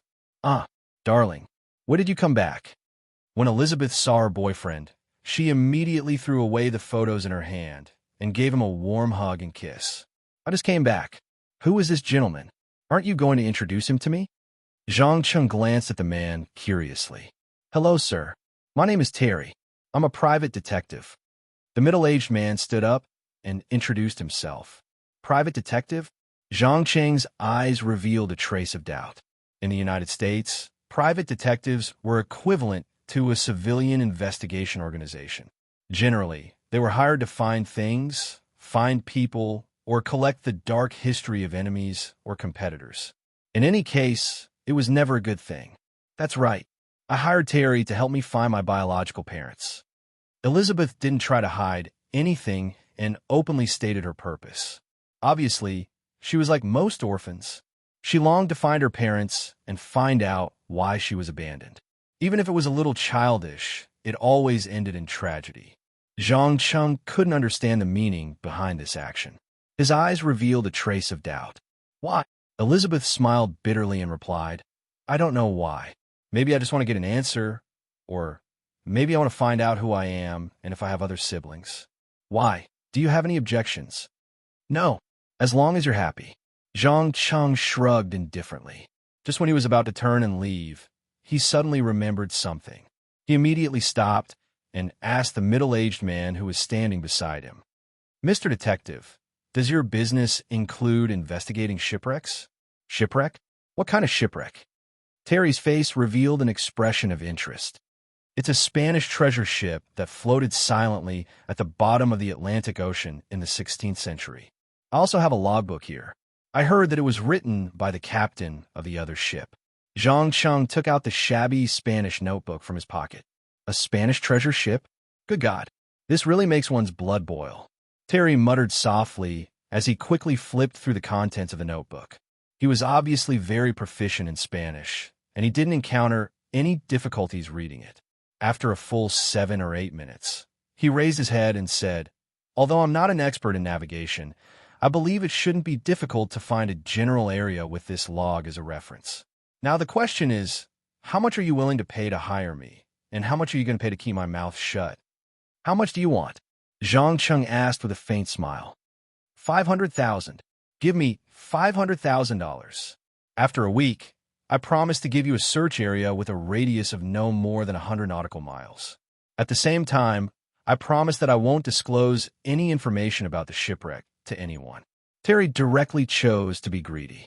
Although he wanted a share of the priceless shipwreck treasure, he considered that it wasn't easy to salvage a shipwreck in the boundless Atlantic Ocean. Especially if the location of the shipwreck was too deep, it wouldn't be possible to salvage it with the current technology. Therefore, it was more practical to get the dollars first. "He, 500,000? You really dare to ask for that. But it doesn't matter. As long as you can give me accurate information, I don't mind satisfying your little greed. But remember, if I find out that you're fooling me, then the result won't be as simple as getting back the $500,000. I will take your life and soul." Zhang Cheng threatened meaningfully. There was no doubt that he knew the hidden desire in the depths of the other party's heart, but he wasn't prepared to bargain. Because to him, the dollars were meaningless pieces of waste paper or a series of numbers in his bank account. These things couldn't bring him power, nor could he obtain the knowledge he desired. A few minutes later, Terry left the villa with a signed check for $500,000. The poor man didn't know who he was dealing with, nor did he know what kind of painful price he would have to pay if he violated the oath. His mind was full of how to use this opportunity to make a fortune. Standing on the second-floor balcony and watching the private detective's car disappear at the end of the kilometer, Elizabeth suddenly hugged Zhang Cheng's waist from behind and smiled seductively. "Dear, I learned some methods about magic absorption at the auction. Why don't we try it now?" "As you wish, my lady." The latter learned the ancient medieval etiquette, turned around, and gently kissed the back of the girl's hand. Just like any other day, the two of them quickly returned to the soft bed in the room and began an in-depth discussion on the topic of mana absorption. At the same time, in a desolate castle far away in hell, another couple was busy preparing to build a teleportation array used to summon mortals. Hell wasn't like the human world, where there was strict monitoring and management, so generally speaking, as long as the target responded to the summons, they would be immediately teleported. There was no such thing as being discovered and then expelled. "Are you sure that young wizard will respond to our summons?" Nisa asked her lover without turning her head. "Of course. Maybe other wizards won't respond to the summons from hell, but he will. You don't understand how arrogant and conceited this guy is." Boric gave a guarantee without hesitation. He couldn't wait to summon his allies and join forces to kill the female demon lord in front of him, so that he could replace her. Although this land was extremely desolate, it was still a territory. He could use it to build a logistics base that could continuously replenish his strength. What's more, the demon lords fought each other as frequently as eating and drinking. He believed that he could take advantage of this opportunity to attack all the surrounding lords in one go and become the supreme master of this borderland. "Well, I'll believe you this time." Nisa seemed to be aware of Boric's restless ambition, and a trace of fear flashed in her eyes. She calmly made a gesture to an imp not far away. After receiving the order, the imp quickly left the castle and flew towards another demon lord's fortress hundreds of kilometers away. Please remember the domain name of this book.com, wonderful book mobile version website.com. Chapter 576, From Day to Night, and then From Night to Day. Hell wasn't like the human world, where there was a clear boundary between day and night, and there was always a blood-red sun hanging in the sky. However, demons had their own way of calculating time. After 3 days, a complex magic array that could accommodate and summon mortals was finally completed. In order to build this thing, Nisa had used up almost all the important resources in her territory. She wanted to make the other party crawl at her feet and become a loyal servant. Then she would establish a church in the human world, spreading the faith of demons and harvesting the souls of mortals. As for dealing with Borun, it was just a side pleasure. As a female demon, she was different from her male counterparts who were full of violent tendencies. She preferred to play with people's hearts, especially lust. On the other hand, Borun had also secretly used threats, bribery, and other means to subdue a few slightly stronger demons in the castle. He was preparing to ascend to the position of lord and start his ambitious plan of conquest. The demon couple looked at each other affectionately, and Nisa immediately took the initiative to stand up, raising her hands and loudly chanting an incantation. Not long after, the exquisite runes on the rocky ground lit up, emitting a blood-red light. After a minute, she cut her wrist and let the acidic blood flow into the center of the groove, letting out a sizzling sound. The groove that symbolized the connection point was filled with blood. The entire magic array trembled violently. The next second, boom. The blazing hellfire soared to a height of more than 2 meters, tearing the gap between space and space. Then, a young man with a naked upper body, wearing only a pair of boxer shorts, walked out from inside. He was none other than Zhang Cheng, who had just finished an intense exercise with Elizabeth. It had to be said that the sudden summons from hell had stunned him for a few minutes. He had even suspected that this was a scheme of the greater demon lords, but in the end, he still took the risk and responded. It couldn't be helped. His curiosity was always so strong, and he could never refuse the temptation that could bring him new knowledge and power. Aha, you're finally here. Young Magus, tell me, what gave you the courage to answer the summons from hell? Nissa licked her alluring red lips. From the swaying tail that extended from her perky buttocks, one could tell that she was very excited at this moment.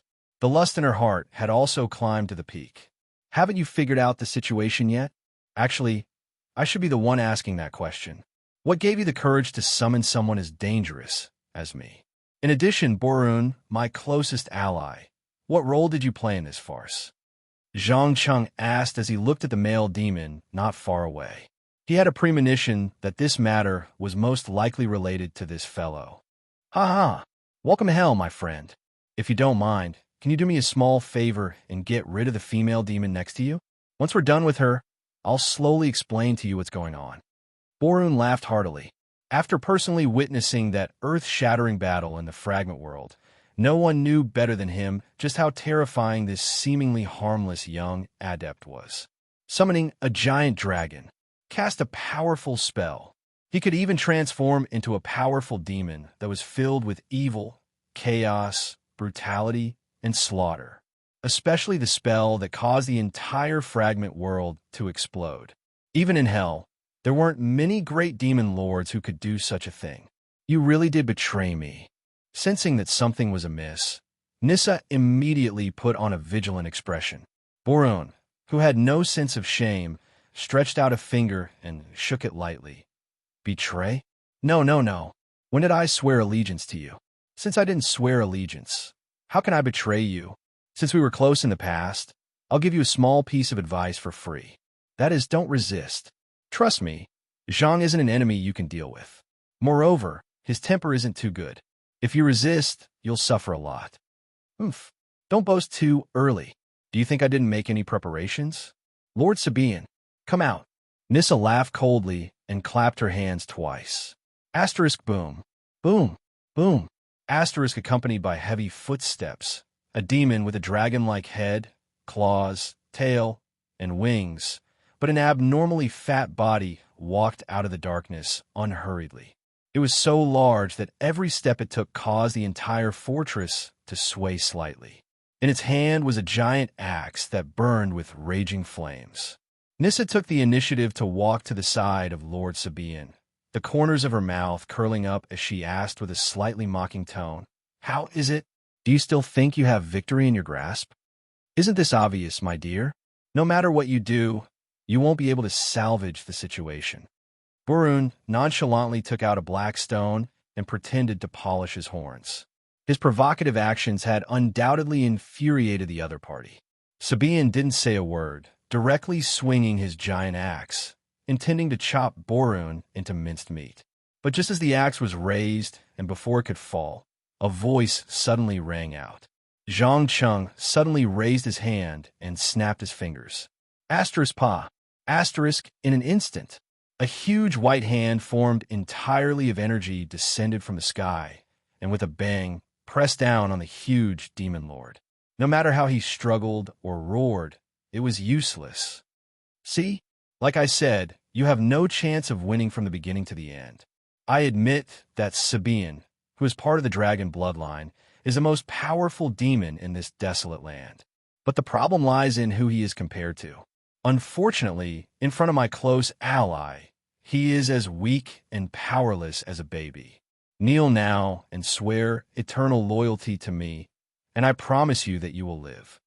Borun pretended to be generous and gave a choice. Nissa ignored him, and instead narrowed her eyes and asked Zhang Cheng, who had not moved since the beginning, "Who are you?" "A powerful spellcaster like you shouldn't be unknown." "My lady, a name is just a code. It is not important at all. What is important is the choice you make. Do you know why Borun became my ally? Because he betrayed hell. Now tell me, are you willing to do the same thing? As long as you nod and sign a magical contract, I promise you will become one of us." As the last word fell, Zhang Cheng turned around and cast a meaningful glance at Borun, who had an extremely ugly expression on his face. He was no fool. He knew that this treacherous demon was using him.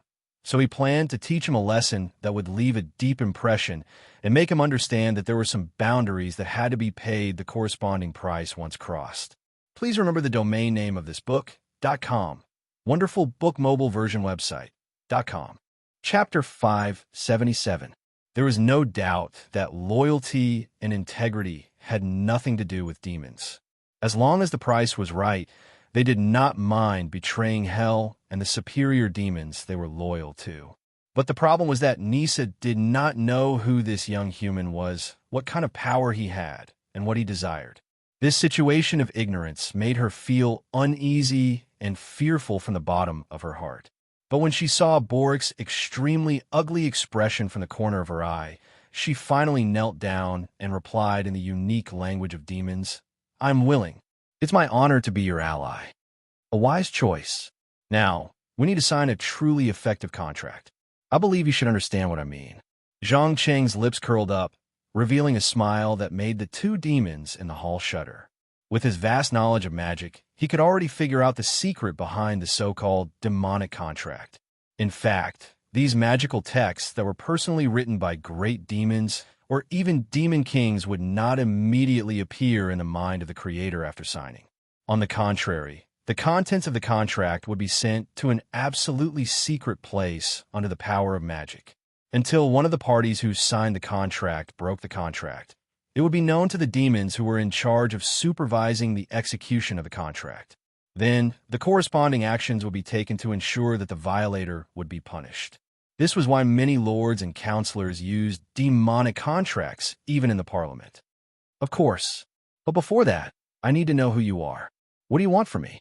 Nisa raised her head and stared at Borik with her eyes wide open. Fair enough. My name is Zhang Cheng, a real spellcaster. As for what I want from you, of course, it's to conquer hell. Zhang Cheng opened his arms and did not hide his wild ambition. He had even planned to go to the broken Draenor to talk to Illidan's Stormrage the next time he returned to the world of Azeroth. He wanted to see if he could join her so-called decapitation plan and enter one of the legendary lairs of the Burning Legion, Argus.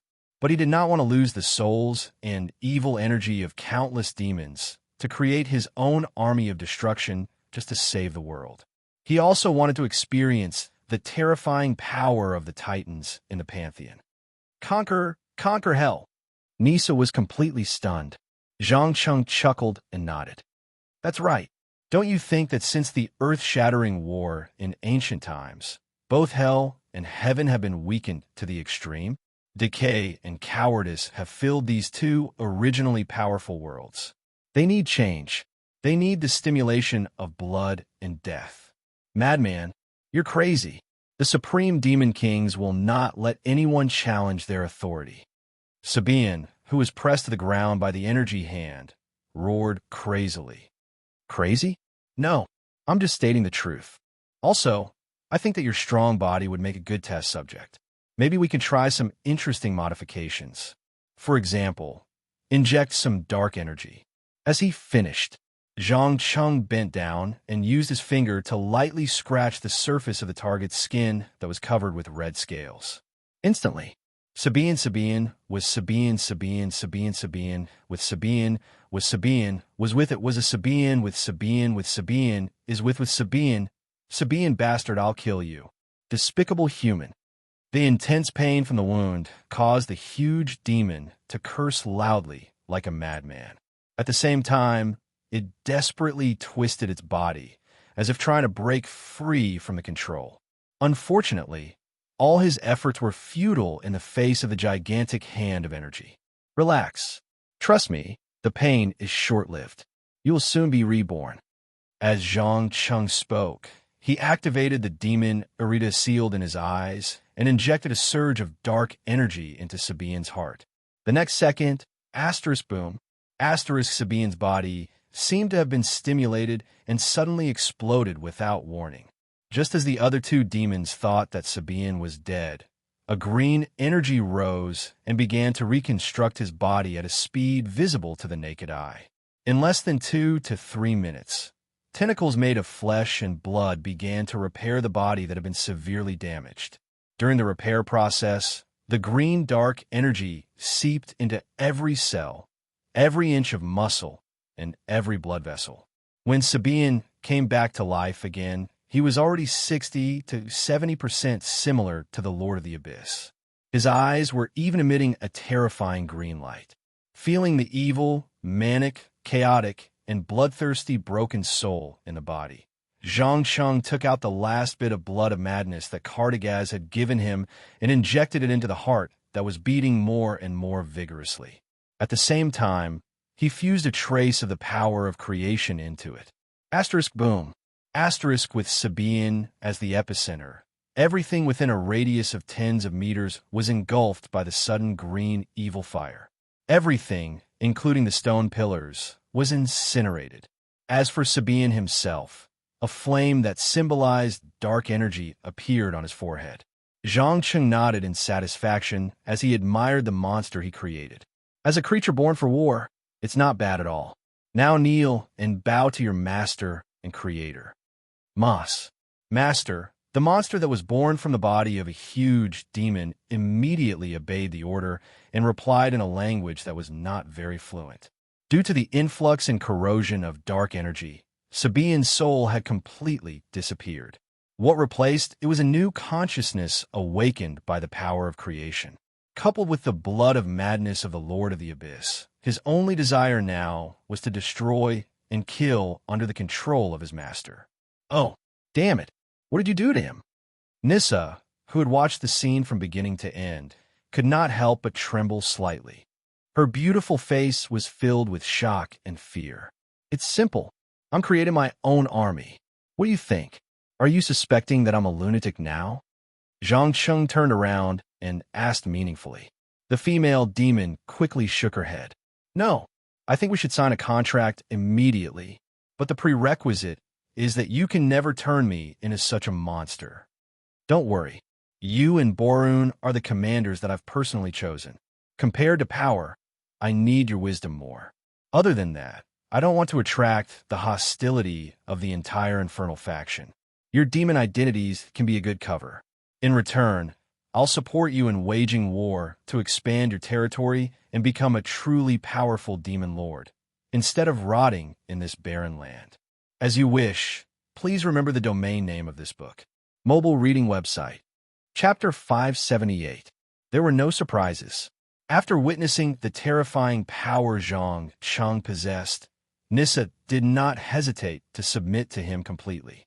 She also ordered hundreds of her subordinates to be summoned into the castle one by one to undergo a terrifying transformation. In just 2 or 3 days, this group of trash that could only be considered cannon fodder had been transformed into a brutal and bloodthirsty army.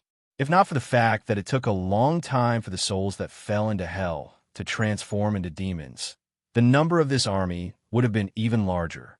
Standing on the balcony on the 2nd floor, Nissa looked down at these once cowardly fellows. She turned to the young human beside her and asked, "Your army is ready. When do you plan to set off?" "My army?" Zhang Cheng smiled and shook his head. "No, my dear. This is your army. Now, take them with you and conquer this desolate land." "Me?" A strange look flashed in the female demon's eyes. She subconsciously glanced at Borik, who was not far away. She could not believe that such a good thing would fall on the head of a newcomer like her. Normally, shouldn't it be given to another person who had formed an alliance earlier? Zhang Cheng sensed her puzzled reaction and explained with a faint smile, "This is to avoid being exposed too early. After all, you're the lord of this area and are well known by many demons.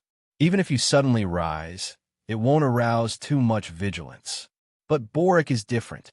He once participated in an unusual game and failed. So if there is any conspicuous movement, it will immediately be noticed." "Game? Varun, you've never told me about the games you've participated in." Nissa teased him meaningfully. "Everyone has their own secrets. Believe me, it's better if you don't know." Borik rejected her probing with a blank expression. He was not an idiot. He had already sensed that his ally was using another method to retaliate against him for his improper behavior. But unfortunately, there was nothing he could do about it other than endure. "All right, since you don't want to say it, then I won't pry into the little secret in your heart." Nissa pretended to shrug her shoulders carelessly. She turned around and gently drew circles on Zhang Cheng's chest with her finger. I'm going to battle. Do you have anything to say? There's nothing much to say. I'll wait here for your triumphant return. Oh, by the way, bring back as many captives as you can. I will use them to strengthen the army and make you a true queen, Zhang Cheng reminded with a playful expression. After 2 days of observation, he suddenly realized that controlling 2 demons at the same time was far better than putting all his chips on one demon. This was because demons were sinister and cunning creatures that liked to betray. When there was only one of them, they would desperately try to break free from the control and restraint placed on them. But if there were 2 of them, they would start to be suspicious, hostile, snitch on each other, and fight, like 2 dogs biting each other to please their master. Before one of them fell, they would never easily betray their master. This was to prevent themselves from losing their master's favor before they defeated their opponent. It had to be said that this mode of thinking and behavior was very strange, but at the same time, very interesting. At least from Zhang Cheng's point of view, this could greatly reduce the risk of betrayal. Although he had never truly trusted anyone, soon, Nissa led the army he created and left the castle, heading toward the nearest demon lord. It would not be long before she returned with a large number of captives, spoils of war, and news of victory. At that time, this army modified by dark energy would become larger and more difficult to defeat. After completely conquering this vast barren land, Zhang Cheng would have a huge army of more than 100,000. Perhaps among the hundreds of millions of demons, this army could not be compared to the most powerful demon lords, but they were a seed that would take root and eventually bring terrible destruction and slaughter to this evil and chaotic world. His goal was to imitate the Dark Titan Sargeras and create a legion of destruction that was completely under his control to deal with the possible wars in the future, including the endless war with the gods who had yet to awaken from their slumber. For this, he intended to use hell as an incubator for the army. He would use the flesh and souls of demons and the magic and technology of the Burning Legion to create a truly perfect war machine. Why Nissa? Watching the army disappear into the horizon, Boren finally could not help but ask. Because she is smart enough. Haven't you noticed? She has always been on guard against you, even when you were at your most intimate. I like this kind of vigilance that does not let down her guard. It will make the whole plan go smoother. Zhang Cheng stroked his chin and gave the answer. What about me? Since you gave Nissa an army, what do you want me to do? Boren gritted his teeth and continued to ask. First, you need to prove your ability to seize a territory that belongs to you. I believe you should know best that I don't like trash, especially when there are better options. Zhang Cheng pursed his lips and mercilessly threatened. Damn it, you can't do this to me. I am your true ally. Borak roared with his bloodshot eyes. Ally? Have you really treated me as an ally? No, you just treat me as a tool that can be used, a potential enemy that controls your life and death. Remember, demon, I am not someone you can fool. This is your last chance to prove your loyalty and value, and then summon me. I will also give you a powerful army. After saying these words, Zhang Cheng no longer paid attention to Boren's reaction. He turned around and returned to the beautiful bedroom of the female demon lord, preparing to sit down and rest for a while. He also flipped through the books and notes of hell to see if he could find anything that interested him. Boren, who was left on the balcony, clenched his fists, his face twisted with anger. After a few minutes, he slowly calmed down the raging flames in his heart. He spread his wings and soared into the sky, flying in the direction of the blood-red sun. He knew that in this alliance with a great disparity in strength, he was at an absolute disadvantage. From the beginning to the end, he had no bargaining chip on the table. The only thing he could do now was to risk his life and seize a territory as soon as possible. If he was unable to make a move that satisfied that terrifying human magus before Nissa conquered this desolate border, he would definitely be eliminated and become a complete failure. If he was lucky, he might become Nissa's adjutant or assistant. If he was unlucky, he would directly embrace death and become a pitiful sacrifice. Please remember the domain name of this book, .com, wonderful book mobile version website. Audiobook.com. Chapter 579. Betrayal, Slaughter, Destruction, Death. The four eternal themes of hell.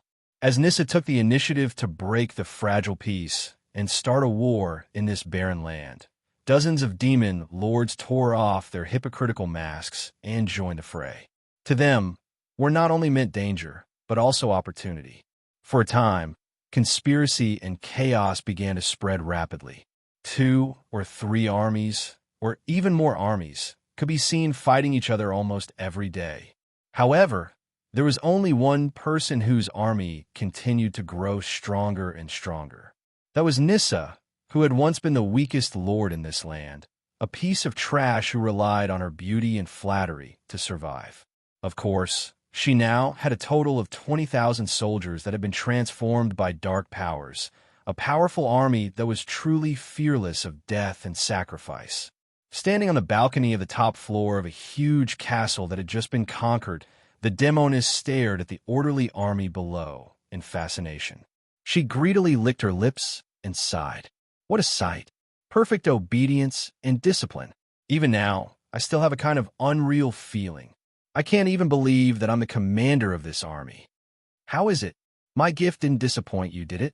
Zhang Cheng smiled as he raised his cup and took a sip of the drink that was specially produced in hell. It was a liquid obtained from the fruit of a tree called the Tree of Death that had been squeezed out of it. Although there would be a bitter taste when it first entered the mouth, it would enter the nervous system after a few seconds, making the brain calmer and more rational. It was something that demons used to suppress their violent emotions. Not only did you not disappoint me, if you hadn't stopped me from expanding the scale of the war, I would have been able to wipe out all the lords in the surrounding areas and conquer their territories in 15 to 20 days at most. Nissa's eyes were filled with greed, ambition, and some naked desire. For her, the summoning not long ago was the beginning of a turning point in her fate. It was the starting point of her journey to victory and glory. Zhang Cheng smiled as he shook his head. Don't worry, my dear ally. Patience is a noble quality. You should embrace it. I have a premonition that if you continue to expand unscrupulously, the remaining lords will soon unite. They will not allow a queen to ride on their heads and do whatever she wants. Oomph. Do you think they can stop my army if they unite? No, the Legion will tear them apart. Nissa did not hide her confidence in victory. This is not a matter of victory. It was to reduce the risk of exposure as much as possible. Think about it. If you defeated the allied army of dozens of demon lords, how much of a stir would that cause? Remember, you're no longer a part of hell. We are the destroyers, the conquerors, and all the demons of hell will be our enemies. Protect yourself and the secret between us. Otherwise, you'll have to bear the hatred and anger of the entire hell. In order to make the demoness recognize the reality, Zhang Cheng mercilessly revealed the truth of the whole plan. Nissa's pupils shrank when she heard this, but she quickly nodded. Don't worry, I'm not an idiot. He knew what to do. Also, I heard that you're leaving hell tomorrow. Yes, I have stayed here for too long. It is time to return to the human world. As for the remodeling, I made an interesting magic item. It is in the basement of this castle, and should be able to satisfy your needs at this stage. After saying this, Zhang Cheng no longer paid attention to this demoness who had tried to tempt him many times. He turned and returned to his room to continue building the teleportation formation. Due to the remnants of protection magic from ancient times in the human world, any teleportation spell from hell would, without exception, appear at a few specific nodes. These nodes were equivalent to the passageway between hell and the human world, and each of them was guarded by the powerful forces of the highest council. What he had to do was to find a way to deceive the protection magic and return to New York without being discovered by anyone. Of course, this was not easy. Once discovered by the council, even if he had a glib tongue, he would have to face very severe questioning or even memory reading. However, as a mage, Zhang Cheng was very willing to accept such a challenge. Because he explored the unknown, he liked to break the stereotypes that were considered common sense. At the same time, Elizabeth, who was far away in New York, finally ended her wonderful Christmas holiday. She put on her school uniform and returned to the famous Horseman High School, preparing to start her last year of high school life. Although it was the arrangement of the Witch of Desire, Catherine, that she was able to enter this century-old school, she did not like the atmosphere here at all. To be precise, she did not like the way the girls from rich families talked and acted like asterisk cheese. So until now, she had not even made a single friend. Of course, this patience would last for at most a year. After a year, she would be able to leave this damned place after graduating from high school and embark on her own magic life. But before that, she had to brace herself to deal with the people she hated the most. Every time this happened, the girl could not help but yearn to obtain a powerful and mysterious power like her boyfriend, so as to teach all the asterisk cheese in class a memorable lesson. Just as Elizabeth was daydreaming, a ball of paper suddenly fell from the sky and hit her head. Damn it! Who is it? She immediately turned around and looked around with angry eyes. As a result, she quickly found a few faces that were covering their mouths and snickering. It was obvious that she had become the target of bullying and pranking. F***CK. Elizabeth, who was born in the slums, was not the kind of weak girl who would be bullied by others.